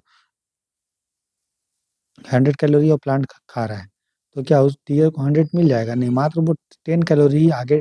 मान लीजिए कि घास है 1000 केजी, तो मान लीजिए कि हिरन जो है 1000 केजी में जो एनर्जी था, मान लीजिए 1000 कैलोरी है। तो अगर हिरन 1000 कैलोरी खा रहा है, तो क्या आपको 1000 एनर्जी है अगले ट्रॉपिक लेवल में जो लोमड़ी है उसको दे देगा? नहीं। कितना देगा? 10%। 10% किसका? इसका। तो 1000 का 10 कितना हो गया? 100। तो 100 यूनिट ही इसको ट्रांसफ़र करेगा, बाकी का नाइन जो 900 है, मतलब 90% है, वो लॉस हो जाएगा हीट में और उसके साँस-वाँस लेने में। फिर ये जो लोमड़ी है वो शेर को क्या पूरा 100 ट्रांसफ़र कर देगा? नहीं। कितना करेगा? 10%। 10% किसका? 100 का। कितना हो गया? 10। तो 10 कैलोरी ट्रांसफ़र हो जाएगा और 90 वेस्ट हो जाएगा, ठीक है? लॉस हो जाएगा मतलब। इसी को हम लोग बोलते हैं एनर्जी का पिरामिड। जैसे-जैसे आप आगे जा रहे हैं देख रहे हैं एनर्जी जो है वो कम हो रहा है। 1000 से 100, 100 से 10, 10 से कम, इस तरह, ठीक है? क्लियर? नेक्स्ट हम देखते हैं इकोलॉजिकल दोस्तों एफिशिएंसी, जिसको हम लोग हिंदी में बोलते हैं पारिस्थितिक दक्षता। दक्षता मतलब यहाँ भी दक्षता लिखा हुआ रहता है, एफिशिएंसी तो आप समझिए दो चीज़ का रेशियो होता है। रेशियो मतलब जितना उसको आपने एनर्जी दिया और उस एनर्जी के रिस्पेक्ट में उसने कितना काम किया। नीचे मतलब होता है कि इनपुट इनपुट और ऊपर में आउटपुट। जैसे कि आप 10 घंटा आपको टाइम दिया गया, तो 10 घंटा के रिस्पेक्ट में आप 10 घंटा में आपने कितने घंटा पढ़ा? मान लीजिए 10 घंटा में आपने 6 घंटा पढ़ा, तो आपका एफिशिएंसी हो जाएगा 60%। 100 से मल्टीप्लाई कर देंगे 60%। तो उसी तरह से इकोलॉजिकल एफिशिएंसी मतलब कितना एनर्जी उसको मिला और कितना एनर्जी उसने आगे ट्रांसफ़र कर दिया, उसी को इकोलॉजिकल एफिशिएंसी बोलते हैं। इकोलॉजिकल एफिशिएंसी क्या होता है? Efficiency of energy transfer from one trophic level to next. पारिस्थितिक दक्षता एक ट्रॉपिक स्तर से अगले में ऊर्जा के हस्तांतरण की दक्षता है, ठीक है? तो कितना एनर्जी उसको इनपुट मिला और कितना उसने आउटपुट के रूप में ट्रांसफ़र कर दिया। तो number of trophic level in food chain depend on the ecological efficiency. तो कितना फूड चेन होगा, 4 होगा, 5 होगा, 6 होगा, 7 होगा, डिपेंड करेगा इकोलॉजिकल एफिशिएंसी पे। क्यों? क्योंकि आपको पता है जैसे-जैसे आप ट्रॉपिक लेवल में ऊपर जाते हैं, तो एनर्जी जो ट्रांसफ़र होता है दोस्तों वो घटते जाता है। हमने देखा 100 था, फिर मतलब 1000 था, फिर 100 हुआ, फिर 100 हुआ, फिर 0.1 होगा, फिर 0.01 होगा, इस तरह मतलब 1 होगा, फिर 0.1 होगा, फिर 0.001। तो जैसे-जैसे आप टॉपिक लेवल में आगे जा रहे हैं, तो एनर्जी जो ट्रांसफ़र हो रहा है, वो कम हो रहा है और आपको पता है लास्ट में जो जीव-जंतु रहेगा, जैसे-जैसे आप वो बड़ा होता है उसका साइज़ और उसके लिए उसको एनर्जी चाहिए और छोटे एनर्जी से वो काम नहीं होगा। इसलिए टॉपिक लेवल जो होता है, वो 4 से 5 टॉपिक लेवल से किसी भी इकोसिस्टम में ज़्यादा नहीं होगा। क्यों? इकोलॉजिकल एफिशिएंसी के कारण, क्योंकि जैसे-जैसे आप आगे जा रहे हो, तो एनर्जी जो है ट्रांसफ़र वो घट रहा है। रेट वही है 10%, लेकिन जब क्वांटिटी देख रहे हैं 100, 10, 1.01 तो वो कम हो रहा है, ठीक है? तो इकोलॉजिकल पिरामिड हमने देख लिया, तो उसका क्या-क्या इकोलॉजिकल पिरामिड का दोस्तों सीमाएँ हैं, लिमिटेशन क्या-क्या है वो देख लेते हैं। तो इकोलॉजिकल पिरामिड का सीमा ये है दोस्तों कि कभी-कभी जैसे कि मान लीजिए जैसे लोमड़ी है, लोमड़ी देखो लोमड़ी जो है वो आपका हि हिरन को भी खा सकता है, ज ठीक है? लोमड़ी जो है जैसे बाघ है, ठीक है? बाघ किसको खाएगा? हिरन को। हिरन किसको खाएगा? घास को। लेकिन एक ये हो सकता है, ऐसा भी तो हो सकता है घास है, इसको हिरन खा रहा है, इसको लोमड़ी खा रहा है और इसको बाघ खा रहा है। हो सकता है ना ऐसा? तो बाघ देखिए, बाघ अगर हम ये टॉप इसका अगर इकोलॉजिकल पिरामिड बनाएँगे तो कैसे बनाएँगे? घास, हिरन, बाघ। इसका जब बनाएँगे तो कैसे बनाएँगे? घास, हिरन, लोमड़ी, बाघ। तो बाघ देखिए किसी में 3rd ट्रॉपिक लेवल में आ रहा है, किसी में 4th ट्रॉपिक लेवल में आ गया। तो इकोलॉजिकल पिरामिड से हमको पता एग्ज़ैक्ट नहीं पता चलेगा और जब मतलब कि एक ऑर्गेनिज़म्स को हम कहाँ पे रखें, क्योंकि कभी-कभी एक ऑर्गेनिज़्म एक से अधिक टॉपिक लेवल में रह सकता है, तो उसको ये इग्नोर करता है। तो वे उन जीवों को ध्यान में नहीं रखता जो एक से अधिक टॉपिक के स्थान घेरते हैं, ठीक है? ये सिंपल फूड चेन को कंज़्यूम करता है। कभी-कभी होगा ना जैसे कि मान लो शेर है, तो शेर के पास तो बहुत सारा ऑप्शन है, लोमड़ी को खाएगा, हिरन को खाएगा, फिर वो सांप को तो नहीं खाएगा, जैसे मान लो कुछ भी मेढक को खा सकता है, या फिर कोई कीड़ा बड़ा सा चूहा है उसको खा सकता है, ठीक है, या फिर कुछ भी खा सकता है, सिर्फ जिंदा चीज को तो खा ही सकता है जो मतलब थोड़ा मोड़ा बड़ा होगा। तो जब एक ऑर्गेनिज्म से एक से अधिक चीज़ों को कंज्यूम करता है तो उसको वो इग्नोर करता है। ये सिंपल फूड चेन को मान के इकोलॉजिकल पिरामिड बनाया जाता है, फूड वेब की जटिलता को, कॉम्प्लेक्सिटी को ये नहीं देखता है। उसी तरह से इकोलॉजिकल पिरामिड में जो डिकम्पोजर्स होता है, हमने डिकम्पोजर का कभी भी कहीं एग्जाम्पल दिया? हमने खत्म कर दिया कि मछली मतलब जो टॉप कार्निवोर हैं जैसे कि शेर, शेर के बाद हमने कहा उसमें बैक्टीरिया फंगस लिखा। तो लेकिन बैक्टीरिया फंगस का इतना बड़ा रोल है दोस्तों, मतलब एक इन्वायरमेंट में। अगर बैक्टीरिया फंगस नहीं होगा, आप समझिए पूरा डेड बॉडी पूरा अंबार बन जाएगा, और उसमें जो केमिकल है मतलब जो न्यूट्रिएंट है वो उसी में फिक्स रहेगा।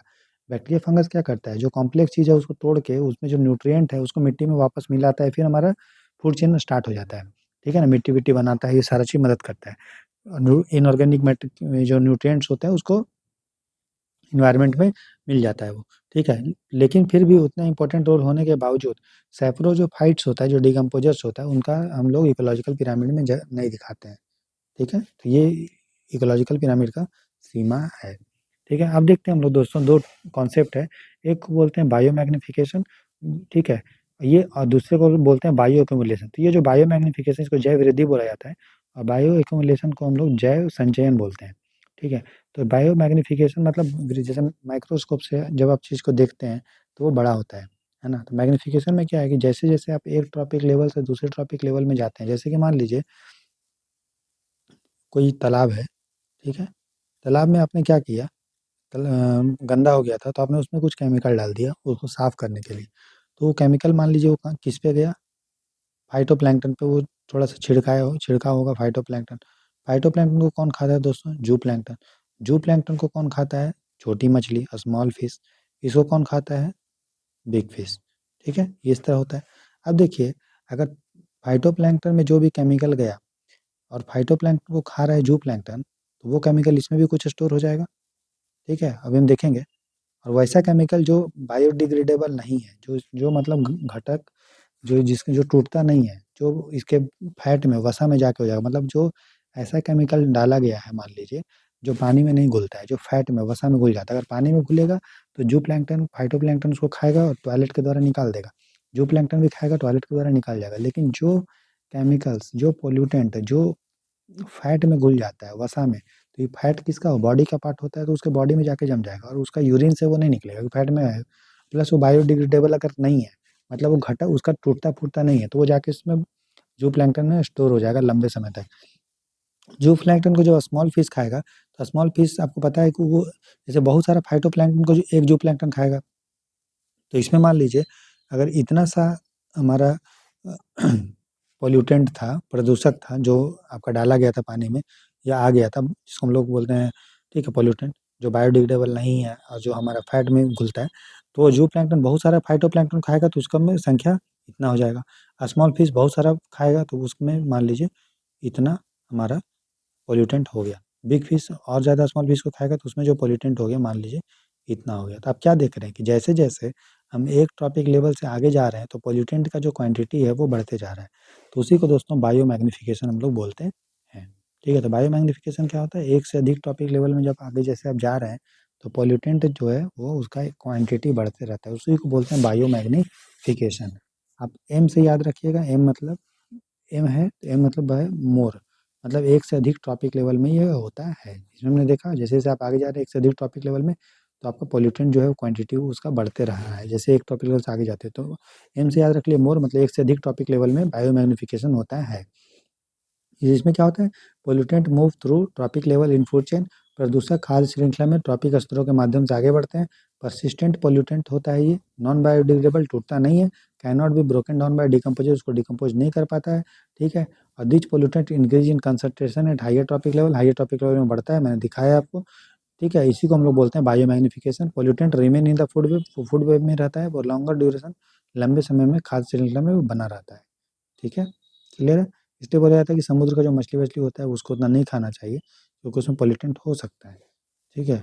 वो ऐसा नहीं है, बहुत जैसे कि अगर कोई साग सब्जी भी खा रहा है ठीक है?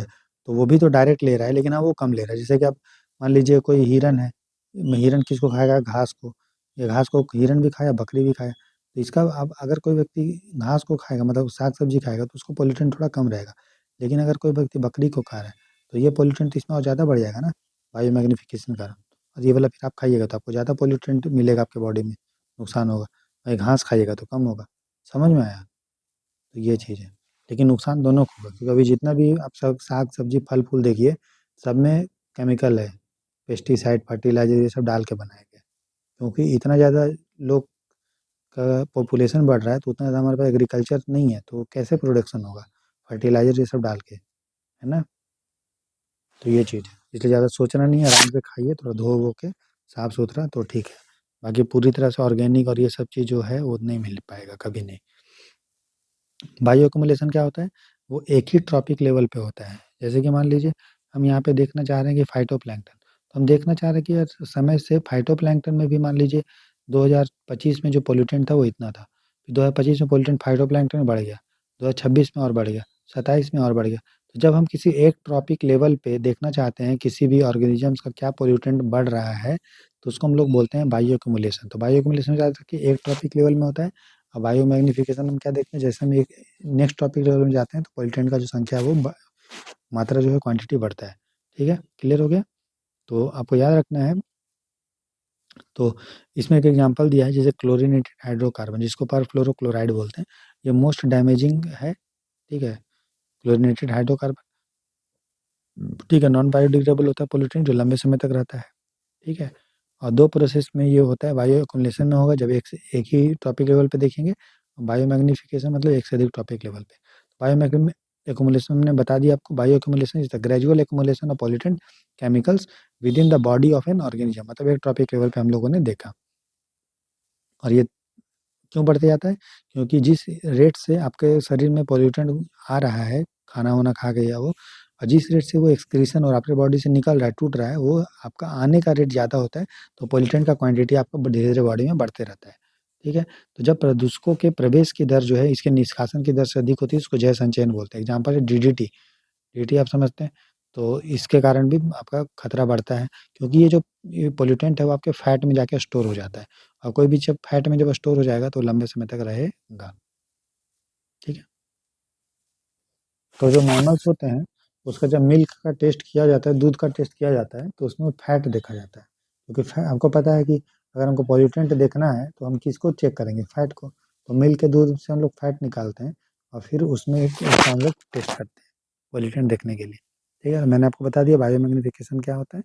और आपको बायोमैग्नीफिकेशन का जैसे एग्ज़ाम्पल है डीडीटी के बारे में, कि प्रोड्यूसर उसको खाया, मतलब उसको मिला फिर ज़ूप्लैंक्टन स्मॉल फिश, तो उसका जो है क्वांटिटी सबसे अधिक किसमें होगा? लास्ट टॉपिक लेवल में होगा, बायोमैग्नीफिकेशन। डीडीटी जो होता है वो फैट में घुल जाता है, पानी में नहीं घुलता है, जिसके कारण वो अपने बॉडी में स्टोर होते रहता है। तो डिफरेंस बायो एक्युमुलेशन, बायोमैग्नीफिकेशन में यही है कि बायो एक्युमुलेशन एक ऑर्गेनिज्म एक टॉपिक लेवल पे होता है, और एब्जॉर्प्शन जिस रेट से वो एब्जॉर्ब हो रहा है वो ज़्यादा होता है, एक्सक्रीट कम हो रहा है। जब बायोमैग्नीफिकेशन जो है आपका जैसे-जैसे आप एक टॉपिक लेवल से नेक्स्ट जाएँगे तो आपका बढ़ते रहेगा, और ये एक से अधिक टॉपिक लेवल में होता है दोस्तों। ये आपका पूरा जो डिस्कशन था नोट्स का वो खत्म हो गया। अब हम लोग क्वेश्चन को डिस्कस करते हैं। आशा करते हैं कि आपको ये समझ में आ गया होगा जो हम लोगों ने आज डिटेल में इतने अच्छे से रिवीजन किया। अब धड़ाधड़ हम लोग क्वेश्चन देखते हैं। ठीक है? आपको सब समझ में आ जाएगा पूरा क्वेश्चन अच्छे से। ठीक है? तो हमने अच्छे से पढ़ा दिया, डिस्कशन हम थोड़ा फास्ट रखेंगे, ठीक है? क्योंकि सारा चीज़ पढ़ाए हुए फटाफट बन जाएगा। स्टार्ट करते हैं दोस्तों। बोल रहा है energy flow in an ecosystem is unidirectional. Energy जो यूनिडायरेक्शनल होता है, moving from producer to consumer, सही है। हिंदी वाला भी पढ़ते रहिएगा, यहाँ पे उसको हम नहीं पढ़ा, आप हिंदी वाला मीडियम वाला फटाफट हिंदी को पढ़िएगा। बोल रहा है energy decrease progressively at higher trophic level, बोलते हैं बढ़त एनर्जी घटता है, सही है। Most ecosystem have more than 7 trophic level, हमने बोला कि 4 से 5 से ज़्यादा नहीं होता है, ठीक है। और बोल रहा है because energy efficiently transfer, energy efficiently नहीं ट्रांसफर हो रहा है, एनर्जी तो कम हो रहा है ना जैसे-जैसे आप हायर टॉपिक लेवल में जा रहे हैं, इसलिए ये गलत होगा। बोला कितने स्टेटमेंट सही है? 2, आंसर हो जाएगा 69 का बी। ठीक है, चलिए आगे देखते हैं। बोल रहे हैं कि टाइप्स ऑफ कंज्यूमर के बारे में क्वेश्चन है। देखिए हमने को टॉपिक वाइज़ क्वेश्चन बनाया है ताकि आपको टॉपिक बाय टॉपिक सारा चीज़ रिवाइज़ होते जाए। ठीक है? हम आपके लिए करंट अफेयर का भी बना रहे हैं दोस्तों नोट्स, ठीक है? पूरे 1 साल का करंट अफेयर का, वो जल्दी ही आपके लिए आएगा। और यूपीएससी के प्रीवियस ईयर क्वेश्चन का सॉल्यूशन भी कर रहे हैं। तो सारा आपके लेवल पे हम लगे हुए हैं, और इधर आपका एमसीक्यू भी पूरा सब्जेक्ट अच्छे से आपका तैयारी हो जाएगा पूरा, सिलेबस यूपीएससी का है ना, सीसेट का भी आपका आएगा लेक्चर जल्दी, ठीक है।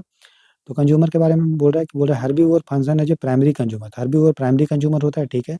कार्निवोर दैट इट हर्बीवोर और सेकेंडरी कंज्यूमर, तो जो कार्निवोर आपको हर्बीवोर को खा रहा है, हर्बीवोर को प्राइमरी कंज्यूमर बोलता है और उसको जो खा रहा है वो सेकेंडरी कंज्यूमर, तो ये सही हो गया।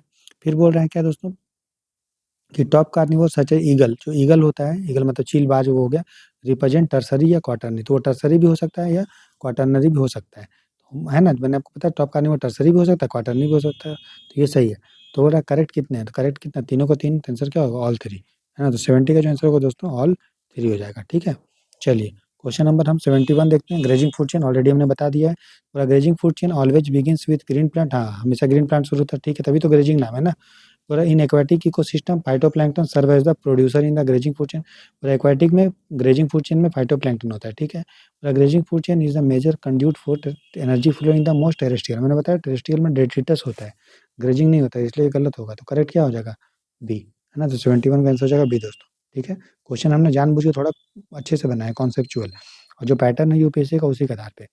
फिर बोल रहा है detritus food chain begins with the dead, सही है। detritus and decomposer feed on the detritus in the initial stage, पूरा डेट्रिटिव जो होता है और डिकम्पोजर वो इनिशियल स्टेज में detritus को खा पी के अपना जीवन यापन करता है, तो ठीक है। ये होता है in terrestrial ecosystem more energy flow in the grazing, गलत है। टेरेस्ट्रियल में ग्रेजिंग से नहीं होता है, डेट्रिटस से ज़्यादा होता है ना, मृत चीज से ज़्यादा होता है, ना कि ग्रीन प्लांट से, ठीक है। आंसर हो जाएगा 1 एंड 2, ठीक है। तो बी जो होगा वो सही होगा, कितने सही है। क्वेश्चन 73 देखते हैं। बोल रहा है fungi and bacteria act as the decomposer, तो फंगी एंड बैक्टीरिया डिकम्पोजर होता है, ठीक है। और वायरस फंक्शन है जो डिकम्पोजर, नहीं वायरस डिकम्पोजर रूप में नहीं करता है, क्योंकि ये होस्ट सेल के बाहर में जिंदा नहीं रह पाएगा, इसलिए गलत हो गया। फिर बोल रहा है सम प्रोटिस्टा और पैरामीशियम आर नॉट डिकम्पोजर, तो सही है, कुछ पैरामीशियम यूग्लेना ये सब डिकम्पोजर नहीं होता है, तो ये सही है, कोई डाउट नहीं है, तो ये सही है। तो बोला कितने स्टेटमेंट करेक्ट है, तो दो स्टेटमेंट करेक्ट है, तो आंसर क्या हो जाएगा 73 का बी हो जाएगा। क्वेश्चन नंबर देखते हैं दोस्तों 74। यहाँ पे आप ये एज्यूम मत कर दीजिएगा कि दो ऑप्शन सही है, सब हर क्वेश्चन में हो रहा है तो हम एग्जाम में दो दो मारेंगे, नहीं, जो सही है जितना सही उसके अनुसार बनाना है, ठीक है। फालतू का तुक्का नहीं लगाना है। और ह्यूमस ही form due to humification and mineralization of detritus, सही है। जो डेड एंड डिकेइंग मैटर्स का जब ह्यूमिफिकेशन होता है, मिनरल्स जब घुलते उलते हैं तो उससे आपका डेट्रिटस बनता है, तो ये ठीक है। बोल रहा है humus is highly resistant to microbial breakdown, हाँ माइक्रोबियल ब्रेकडाउन नहीं होता क्योंकि ऑलरेडी वो डिकम्पोज होकर बना हुआ है। फिर बोल रहा है ह्यूमस डिक्रीजेज सॉइल फर्टिलिटी, मृदा की उर्वरता को ये कम कर देता है, नहीं बढ़ा देता है ना, क्योंकि इसमें जो भी न्यूट्रिएंट होते हैं वो मिट्टी में घुल जाते हैं। तो कितने करेक्ट हैं, दो ही, आंसर हो जाएगा 74 का बी। क्वेश्चन नंबर तो हो गया ये। चलिए क्वेश्चन नंबर 75 देखते हैं। बोल रहा है earthworms millipedes and woodlice are example of detritivore, ठीक है। Jellyfish and sea horse are marine decompose, हमने डेट्रिटिवोर हमने देखा नहीं होता है, जेलीफिश तो मछली टाइप का होगा, सी फोर्स नहीं हुआ। डेट्रिटिवोर्स फीड ऑन द डेड, हाँ डेट्रिटिवोर डेड चीज को खाते हैं, तो ये सही है। आंसर की बोला कितने सही है, दो सही है, तो 75 का आंसर जो होगा दोस्तों ऑप्शन नंबर बी हो जाएगा, ठीक है। चलिए क्वेश्चन नंबर 76 देखते हैं। बोल रहा है food web consist of multiple interconnected food chains, बोला फूड वेब में बहुत सारा फूड चेन होता है, ठीक है। बोला if one food chain breaks all other food chain in the ecosystem also collapse, नहीं, फूड वेब का तो अच्छा चीज यही है ना कि अगर एक फूड चेन खराब भी हो जाएगा तो पूरा कोलैप्स थोड़ी करेगा, जिंदा रहेगा, सर्वाइवल के चांस को बढ़ा देता है, घटाता नहीं है, इसलिए गलत होगा। बोला food web increases the chance of survival, तो सही है। तो करेक्ट क्या होगा, आंसर हो जाएगा बी। ये सब हम पढ़ा दिए अभी, है ना, आपको मजा भी आ रहा होगा बनाने में। कमेंट सेक्शन में लिख के बताइए कि कैसा लग रहा है क्लास, ठीक है। हम लोग का मकसद है दोस्तों कम से कम अभी एग्जाम होने तक, ठीक है, कम से कम समझ 10,000 क्वेश्चन लोग प्रैक्टिस करके जाएंगे पूरा हर सब्जेक्ट का, ठीक है। तो कोई माई का लाल नहीं है कि आपका प्रीलिम्स निकालने से रोक सकता है, बस आप अच्छे से चीज़ों को समझते हुए पढ़िए, रिवाइज कीजिए, ठीक है। बाकी अपना जो पढ़ रहे हैं वो पढ़िए, लेकिन क्लास को जरूर अटेंड कीजिए, ठीक है। फिर बोल रहा है diatoms and dinoflagellates form the primary producer, हमने देखा कि मेरिन फूड वेब में डायटम्स डायनोफ्लेजेलेट एंड साइनोबैक्टीरिया, तो ये सब जो होता है वो एक मतलब क्या होता है, प्राइमरी प्रोड्यूसर होता है, ठीक है। बोल रहा है एनकोविज आर द फाइटोप्लैंक्टन फिश, तो सही हमने बताया था, एनकोविज होता है वो प्लैंक्टन को खाने वाला मछली है जो लोअर ट्रॉपिक लेवल में रहता है, ठीक है।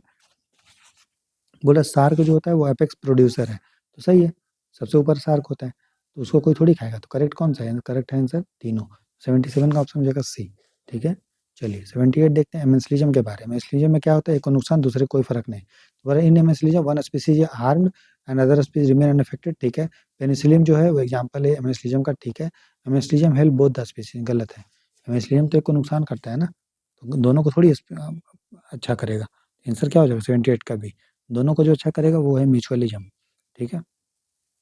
79 का प्रेडेशन देखते हैं। प्रेडेशन में शिकार, एक को नुकसान दूसरे को फायदा। तो बोला predation reduces competition among prey species and helps maintain species. तो शिकार अगर हो जाएगा दोस्तों तो कंपटीशन कम हो जाएगा प्रे स्पीसीज में, है ना।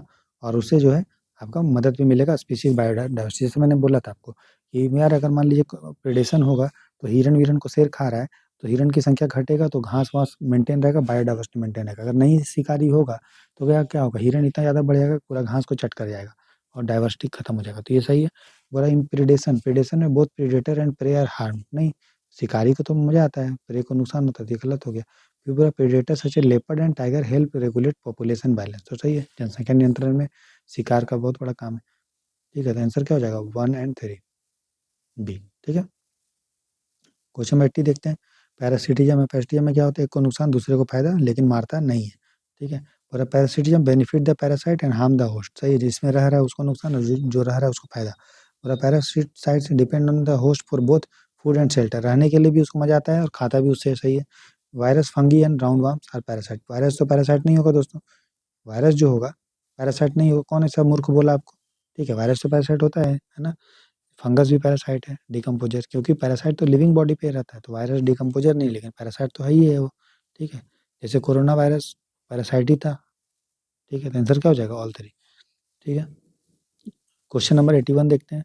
बोल रहा है कंपटीशन, कंपटीशन में क्या होता है, दोनों को नुकसान होता है, ठीक है। बोल रहा कंपटीशन एडवर्सली अफेक्ट बोथ, ठीक है। Competition occur only when two species live in the same habitat but are entirely different resources.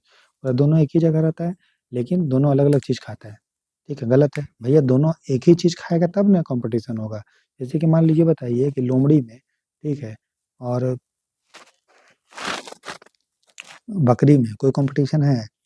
नहीं, बकरी तो भैया अपना वो खा रहा है, ठीक है, घास। लोमड़ी तो अपना मांस खाएगा, दोनों में कोई कंपटीशन, दोनों सेम चीज खाएगा तब ना,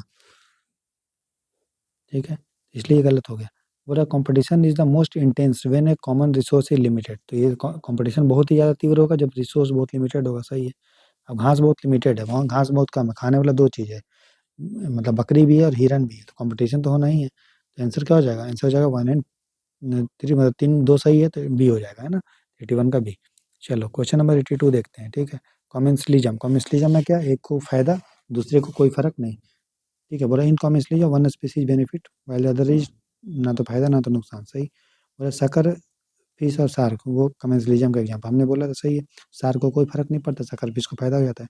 और in commensalism the host species adversely affected, नहीं, उसको तो कोई फर्क ही नहीं पड़ता है। तो करेक्ट क्या होगा, करेक्ट हो जाएगा 2, 82 का बी, ठीक है। क्वेश्चन नंबर 83 देखते हैं, म्यूचुअलिज्म को लेके। म्यूचुअलिज्म में क्या होता है, या सिम्बायोसिस भी इसको बोलते हैं, दोनों को उसमें क्या होता है दोस्तों, फायदा होता है। जैसे अलगी है, फंगस है, लाइकेन हो गया, कोरल रीफ हो गया, है ना, सी एनीमोन और हर्मिट क्रैब हो गया, वो सारा। और mutualism is always beneficial to both, हाँ फायदा होता है। Some mutualism relations are so obligatory that a species can not survive without each other. बोला कुछ म्यूचुअलिज्म उतना ज़्यादा मतलब जुड़ा होता है कि दोनों एक दूसरे के बिना रह ही नहीं पाएगा, ठीक है, मर जाएगा। जैसे कोरल पोलिप है और जूट एंथेले है, ठीक है, अगर जूट एंथेले अलग हो जाएगा तो कोरल मर जाता है, अलगी अलग हो जाएगा तो लाइगन मर, मतलब पूरा फंगस खत्म। तो इस तरह से दोनों मतलब इतना जुड़ा हुआ है कि एक खत्म होने पे दूसरा मर जाएगा। उसको हम लोग बोलते हैं दोस्तों म्यूचुअल, मतलब ऑब्लिगेटरी म्यूचुअलिज्म वो होता है ना। तो ये सही है। पूरा coral polyp and zooxanthellae is an example of commensalism. नहीं, ये तो आपका म्यूचुअलिज्म का या सिम्बायोसिस का एग्जांपल है, कमेंसलिज्म का तो है ही नहीं। तो ये गलत होगा, तो आंसर करेक्ट पूछ रहा है, तो करेक्ट क्या है दोस्तों 2, आंसर हो जाएगा 83 का भी। क्वेश्चन नंबर 84 देखते हैं। न्यूट्रलिज्म को, न्यूट्रलिज्म में क्या है, ये आइडियलिस्टिक सिचुएशन है, कभी नहीं होता है इस तरह की पूरा किसी दोनों में से कोई को इंटरेक्शन भी नहीं कर रहा है, कोई फर्क दोनों को नहीं पड़ रहा है, ऐसा होएगा ही नहीं, है ना। बोला neutralism describe relationship in both species neither affect each other. बोला किसी को इफेक्ट नहीं करता है, तो सही है, ना फायदा करता है ना नुकसान, कोई जीरो प्रभाव डालता है। बोला true naturalism is extremely common. बोला कॉमन थोड़ी है, दुर्लभ है ना, कॉमन थोड़ी है भाई, यूनिक है, होता ही नहीं है, दुर्लभ है, रेयर है। पूरा न्यूट्रलिज्म सामान्य थोड़ी है। Neutralism differ from the commensalism because in commensalism both species gain. Commensalism में दोनों को गेन नहीं होता है ना, एक को फायदा होता है दूसरे को कोई फर्क नहीं पड़ता है, ठीक है। ये गलत हो गया, तो करेक्ट स्टेटमेंट कितना है, एक ही, ठीक है दोस्तों। तो इसका आंसर क्या हो जाएगा 84 का ऑप्शन नंबर ए, ठीक है। तो ये हमारा ये हो गया, ठीक, आगे बढ़ते हैं। क्वेश्चन नंबर 85 देखते हैं। कमेंट सेक्शन में लिख के बताइए कि आपको क्लास कैसा लग रहा है, मज़ा आ रहा है? ठीक है। Diatoms and dinoflagellates are primary producer, सही है। डायटम डायनोक्लेट्स होता है मैरिन में, ठीक है। साइनोबैक्टीरिया एक्टिव प्राइमरी प्रोड्यूसर, ठीक है। कोपीपोड्स आर मेजर प्राइमरी प्रोड्यूसर, हमने बताया था कोपीपोड जो होता है दोस्तों, वो तो जू प्लैंकटन है ना, वो फाइटोप्लैंक्टन को खाता है, तो प्राइमरी प्रोड्यूसर थोड़ी है, वो तो प्राइमरी कंज्यूमर है, वो भोगता है, वो उत्पादक नहीं है। हमने दिया था आपको एग्जाम्पल और बताया भी था। आंसर बोला कितने सही है, 2, तो 85 का हो जाएगा बी, ठीक है। क्वेश्चन नंबर 86 देखते हैं, फूड चेन को लेके। और food chain represent the order in which organism feed on each other, हाँ ठीक है, एक दूसरे को खाने के ऑर्डर को ही फूड चेन बोलते हैं। और species in food chain can occupy multiple topic level, और फूड चेन में कोई स्पीसीज एक से अधिक टॉपिक लेवल होता है नहीं, एक फूड चेन में जो स्पीसीज होगा एक ही टॉपिक लेवल पे होगा, ठीक है, एक से अधिक नहीं हो सकता, इसलिए गलत है। बोला the number of organisms consume at each step forms part of the food chain, मतलब जितने ऑर्गेनिजम्स एक संख्या पे होते हैं वो फूड चेन का पार्ट होता है। हमने बताया था कि उसके लिए पिरामिड ऑफ नंबर हम लोग यूज करते हैं दोस्तों। फूड चेन के आधार पे आपको नंबर थोड़ी पता चलता है कि हमने बोला क्या कि एक शेर कितना को खा रहा है, नहीं। फूड जब हम लोग फूड चेन बोले तो हम लोग सिर्फ ये बोले ना कि जैसे घास है, घास को हिरन खा रहा है, हिरन को लोमड़ी खा रहा है, लोमड़ी को शेर खा रहा है। जब हम संख्या की बात करेंगे या बायोमास का या एनर्जी का, तो उसको तो इकोलॉजिकल पिरामिड बोलते हैं ना। तो इसमें जो लिखा हुआ है कि the number of organism consume at each topic level form part of the food chain, नहीं, फूड चेन में हम लोग प्रत्येक स्तर पर खाए गए जीवों की संख्या तो हम लोग देखे ही थे ना, हम लोग बस ये देखे थे कौन किसको खा रहा है, कितना खा रहा है, वो तो फिर इकोलॉजिकल पिरामिड में देखेंगे ना नंबर में। तो ये गलत हो गया, कितने सही है, तो आपको दूसरा तीसरा तो गलत है, एक ही सही है, तो आंसर हो जाएगा ओनली 1, ठीक है। क्वेश्चन नंबर 87 देखिए, बोल रहा है cnidarians can form symbiotic association with other organism. Cnidarian, देखो देखिए दोस्तों, जो हमारा कोरल पोलिप्स होता है ना, और जो जूट एंथीली होता है, ठीक है, तो कोरल पोलिप जो होता है वो सिनिडेरियन का है। सिनिडेरियन मतलब जिस तरह आर्थ्रोपोडा ये सब होता है ना, आर्थ्रोपोडा अलग अलग एनिमल किंगडम, उसी तरह निडेरियंस भी है। तो निडेरियन जो होता है वो कोरल पोलिप उसी में आता है, ठीक है, तो ये सही है, ये आपको ध्यान रखना कि निडेरियन के कोरल पोलिप क्या है, एनिमल है, आर्थ्रोपोडा है, क्या है वो है आपका स्निडेरियन, ठीक है। और वो बनाता है सिम्बायोटिक एसोसिएशन, तो सही है। पूरा fungi can not inter into any symbiotic, fungi तो है, हमने एग्जांपल दिया लाइकेन का, लाइकेन हमने देखा अलगी और फंगस होता है, तो ये गलत हो गया। फिर बोल रहा है lichen are example of the symbiosis association including involving fungi and algae, ठीक है, तो करेक्ट पूछा है, तो करेक्ट कितना हुआ, 2, 87 का भी हो गया, ठीक है। चलिए क्वेश्चन नंबर 88 देखते हैं, ठीक है। बोला producer always form the base of the every ecological pyramid, बोला हर इकोलॉजिकल पिरामिड में बेस प्रोड्यूसर होता है, सही हमने देखा। Etch bar in the topic level जो है पिरामिड में, वो आपका etch bar in an ecological pyramid represent topic level, हाँ हर बार जो है वो टॉपिक लेवल को दिखाता है, ठीक है। तो बोला ecological pyramid can represent number biomass energy, ठीक है, तो करेक्ट पूछा है, तो करेक्ट क्या होगा, ऑल 3, ठीक है। जैसे बहुत लोग बोलते हैं कि ऐसा स्टेटमेंट जो जिसमें एवरी होता है ना, ऑल होता है, वो गलत होता है। देखो यहाँ एवरी वाला तो सही है, तो उसको इस आधार पर गलत नहीं करना है कि अरे एवरी लिखा है नॉट लिखा है तो गलत हो जाएगा, नहीं, ध्यान से पढ़ना है, जो गलत होगा गलत होगा, सही होगा, उसमें क्या है, तुक्का मारना थोड़ी एग्जाम में बैठ के, ठीक है। पिरामिड ऑफ नंबर के बारे में, और grassland ecosystem generally show in upright, तो ग्रासलैंड में अपराइट होता है नंबर में, है ना, घास ज़्यादा, उससे कम हिरन, उससे कम लोमड़ी, उससे कम शेर। फिर ट्री इकोसिस्टम में इन्वर्टेड, हाँ ट्री इकोसिस्टम इन्वर्टेड होता है क्योंकि एक पेड़ रहेगा उसमें 10 चिड़िया, 10 चिड़िया के ऊपर रहने वाले 100 कीड़ा, तो ये ठीक है। बोला pyramid of number is always upright in all ecosystem में कहाँ उल्टा सीधा हुआ, है ना, हम ट्री में तो देखा उल्टा हो गया, ठीक है, तो ये गलत हो गया, तो करेक्ट पूछा है, तो बी हो जाएगा 89 का बी, ठीक है। बस पिरामिड ऑफ एनर्जी ही हमेशा सीधा होता है, बाकी बायोमास हो और नंबर हो वो उल्टा सीधा हो सकता है, डिपेंडिंग कि कौन सा इकोसिस्टम आप देख रहे हैं। फिर बोला इन्वर्टेड पिरामिड ऑफ नंबर में occur when one large producer support many consumer, बोला एक लार्ज प्रोड्यूसर बहुत से बड़ा प्रोड्यूसर बहुत सारा कंज्यूमर को सपोर्ट करेगा, तो पिरामिड ऑफ जो नंबर है वो उल्टा हो सकता है। तो हाँ, तो वही तो देखें हम लोग, एक पेड़ है उस पर 10 चिड़िया हैं और 10 चिड़िया पे 100 है, तो सही है, कोई इसमें डाउट ही नहीं है, ठीक है। बोले in such pyramid higher trophic level में हैव मोर इंडिविजुअल, तभी तो वो उल्टा है ना, सही है। Hyper parasites contribute to the such inverted pyramid, तो हाइपर पैरासाइट मतलब दोस्तों जैसे कि मान लीजिए एक पेड़ है, हाइपर पैरासाइट का मतलब क्या कि पैरासाइट के ऊपर पैरासाइट, ठीक है। जैसे मान लीजिए एक पेड़ है, ठीक है, इस पे रह रहा है बहुत सारा पक्षी, ठीक है, तो उस पर डिपेंडेंट है पक्षी, ठीक है, उस पक्षी के शरीर पे रहने वाला मान लो छोटा छोटा कीड़ा है, ठीक है, और उस कीड़ा के शरीर पे रहने वाला भी कीड़ा तो और ज़्यादा होगा। समझ में आ रहा है? समझो, जैसे हम लोग के सर पे रहने वाला, मान लो वो है जूं है, और जूं के शरीर पे भी तो बैक्टीरिया रह सकता है छोटा-छोटा, तो वो किसका एग्ज़ाम्पल है? हाइपर पैरासाइट का। पैरासाइट के ऊपर पैरासाइट, तो जब भी पैरासाइट के ऊपर पैरासाइट होगा तो शुरू में कम होगा, फिर मान पैरासाइट है 10, लेकिन उस पे रहने वाला कीड़ा तो 100 है, तो पिरामिड ऑफ जो हमारा नंबर हुआ उल्टा बना कि नहीं बना? बन गया। तो ये चीज़ है, तो ये सही होगा, करेक्ट पूछा है, तो आंसर 3 होगा। ठीक है? सी, मतलब तीनों तीनों सही है। बायोमास देखते हैं। बोल रहा biomass refer to the mass of living organism at trophic level, ठीक है। Biomass measured per unit area is called standing crop. Per unit area मतलब एक यूनिट एरिया में जितना बायोमास होता है एक ट्रॉपिक लेवल पे, उसको हम लोग स्टैंडिंग क्रॉप बोलते हैं, ठीक है। और biomass is measured by counting the number. तो बायोमास नंबर में नहीं देखते हैं दोस्तों, इसको हम लोग नापते हैं केजी में, वेट में, है ना। नंबर में तो bio ecological pyramid of number हो जाएगा। तो करेक्ट पूछा है, क्या हो जाएगा? बी, 91 का आंसर हो जाएगा बी। क्वेश्चन नंबर 92 देखते हैं, जो आपका बायोमास के से है टेरेस्ट्रियल इकोसिस्टम में। बोल रहा है that most terrestrial ecosystem show an upright. तो हाँ होता है, घास का संख्या कम रहेगा, उससे कम बाघ रहेगा, संख्या नहीं मतलब वजन, और उससे कम क्या रहेगा आपका? शेर। ठीक है, ठीक है। पूरा producer poses the highest biomass in terrestrial, ठीक है। Top carnivore have the maximum biomass.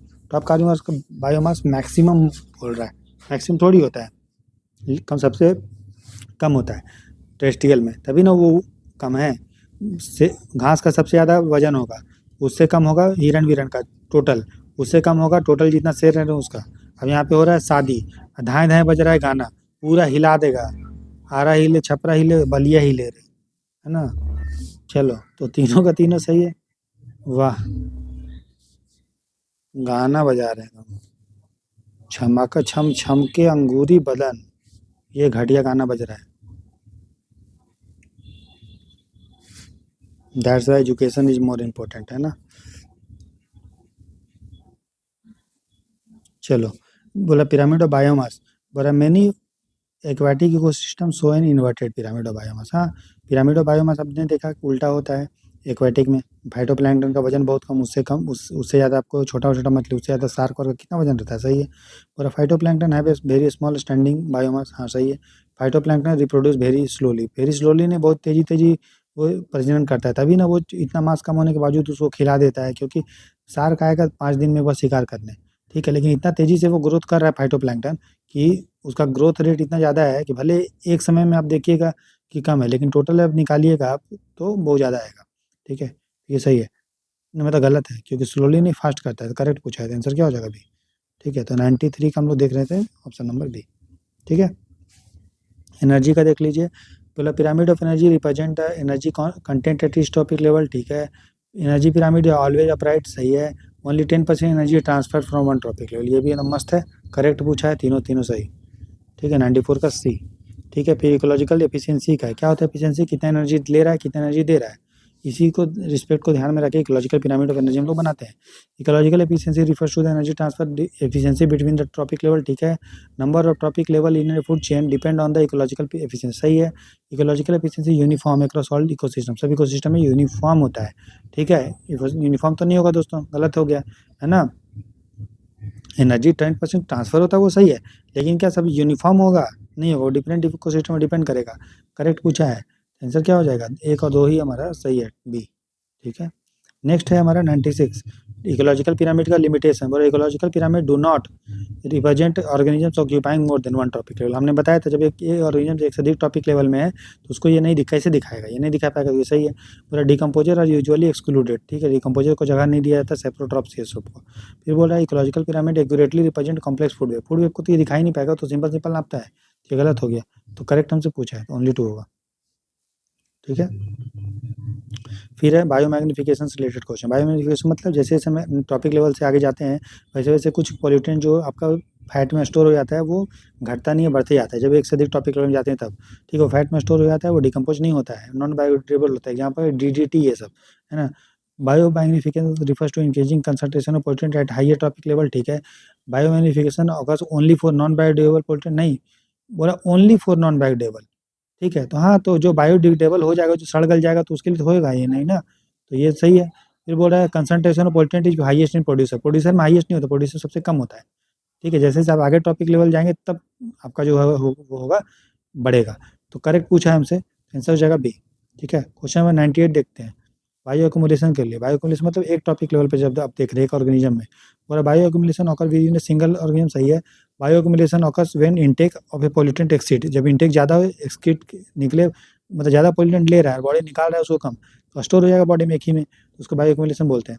Water soluble pollutant is so maximum ने, अगर पानी में घुल रहा है तो टॉयलेट से पसीना से तो निकल जाएगा, जो फैट में घुलने वाला है वो नहीं निकलेगा बॉडी से, वो स्टोर हो जाएगा लंबे समय तक, इसलिए ये गलत होगा। इसमें बोला वाटर सोल्यूबल का सबसे ज़्यादा बायो एक्युमुलेशन होता है, नहीं, फैट सोल्यूबल का होता है, इसलिए करेक्ट पूछा है तो 1 एंड 2 होगा, आंसर होगा बी। हाँ, DDT concentration increases from phytoplankton to top carnivore, सही है। डीडीटी इज फैट सोल्यूबल, सही है। Birds feeding is on a large fish so the lowest DDT, नहीं, बर्ड्स अगर बड़े मछली में खा रहा है तो बड़े मछली में तो ऑलरेडी डीडीटी ज़्यादा है, क्योंकि वो बायो मैग्निफिकेशन हुआ है उसमें, है ना, क्योंकि वो फैट सोल्यूबल है डीडीटी, तो जो बर्ड उसको खाएगा तो भैया उसमें ज़्यादा नहीं रहेगा, इसलिए आप देखिए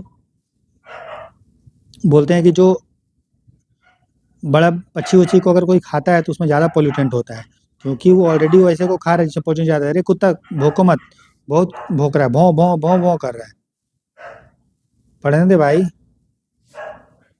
ये लोग भी परेशान होते हैं, गाना वाना बजता है ये लोग सोचता है साला सोने नहीं देता है, रात में भी रखवाली करो, दिन में भी लोग सोने नहीं देगा, करेगा कुत्ता रखवाली कैसे, बताइए।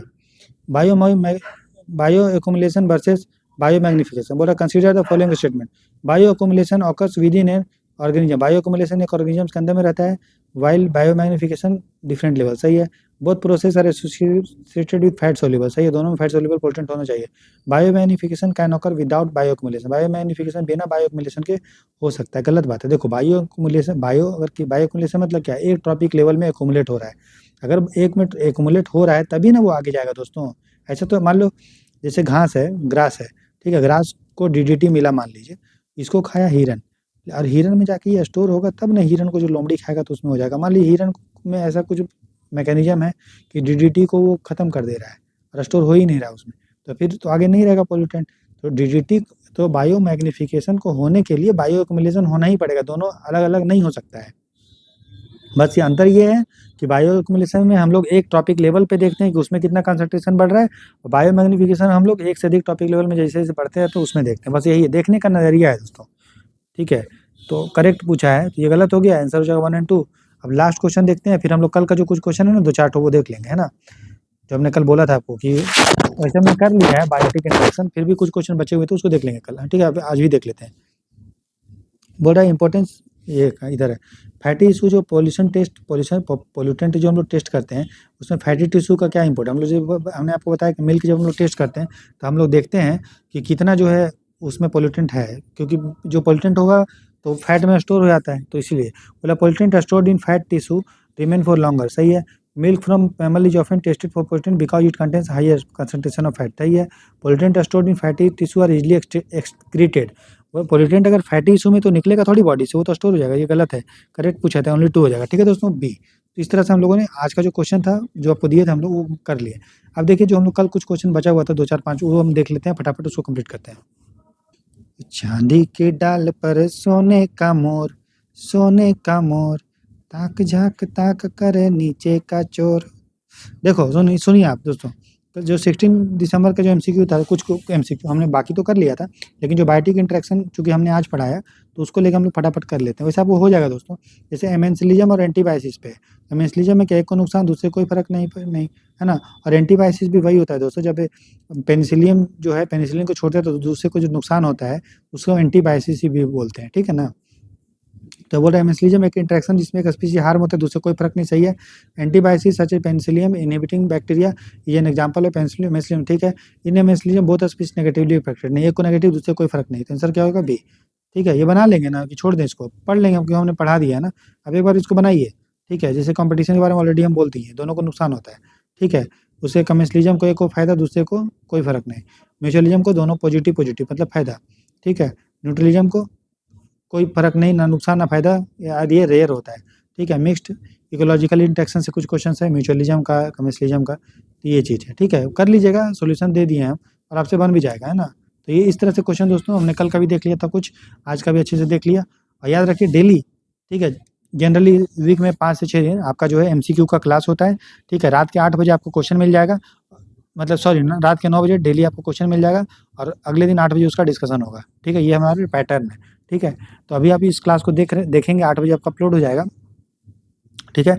और आज ही रात के 9 बजे कल का क्वेश्चन आपको मिल जाएगा, फिर इसी का डिस्कशन हम लोग अगले दिन करेंगे। इसका पीडीएफ आपको टेलीग्राम चैनल पे मिल जाएगा और टेलीग्राम चैनल का लिंक दोस्तों इस वीडियो के कमेंट सेक्शन में है। तब तक के लिए अपना ख्याल रखिए, अच्छे से मन लगा के पढ़िए। जो लोग चैनल पे नए हैं वो लाइक से सब्सक्राइब जरूर कीजिए, बेल आइकन को हिट कीजिए और अपना प्यार जीरो आई चैनल को दिखाइए, ठीक है? और खूब मन लगा के पढ़िए। God bless you, good night, take care, bye bye. पूरा कॉन्फिडेंट और मेहनत के साथ पढ़ें दोस्तों, विजय निश्चिंत है।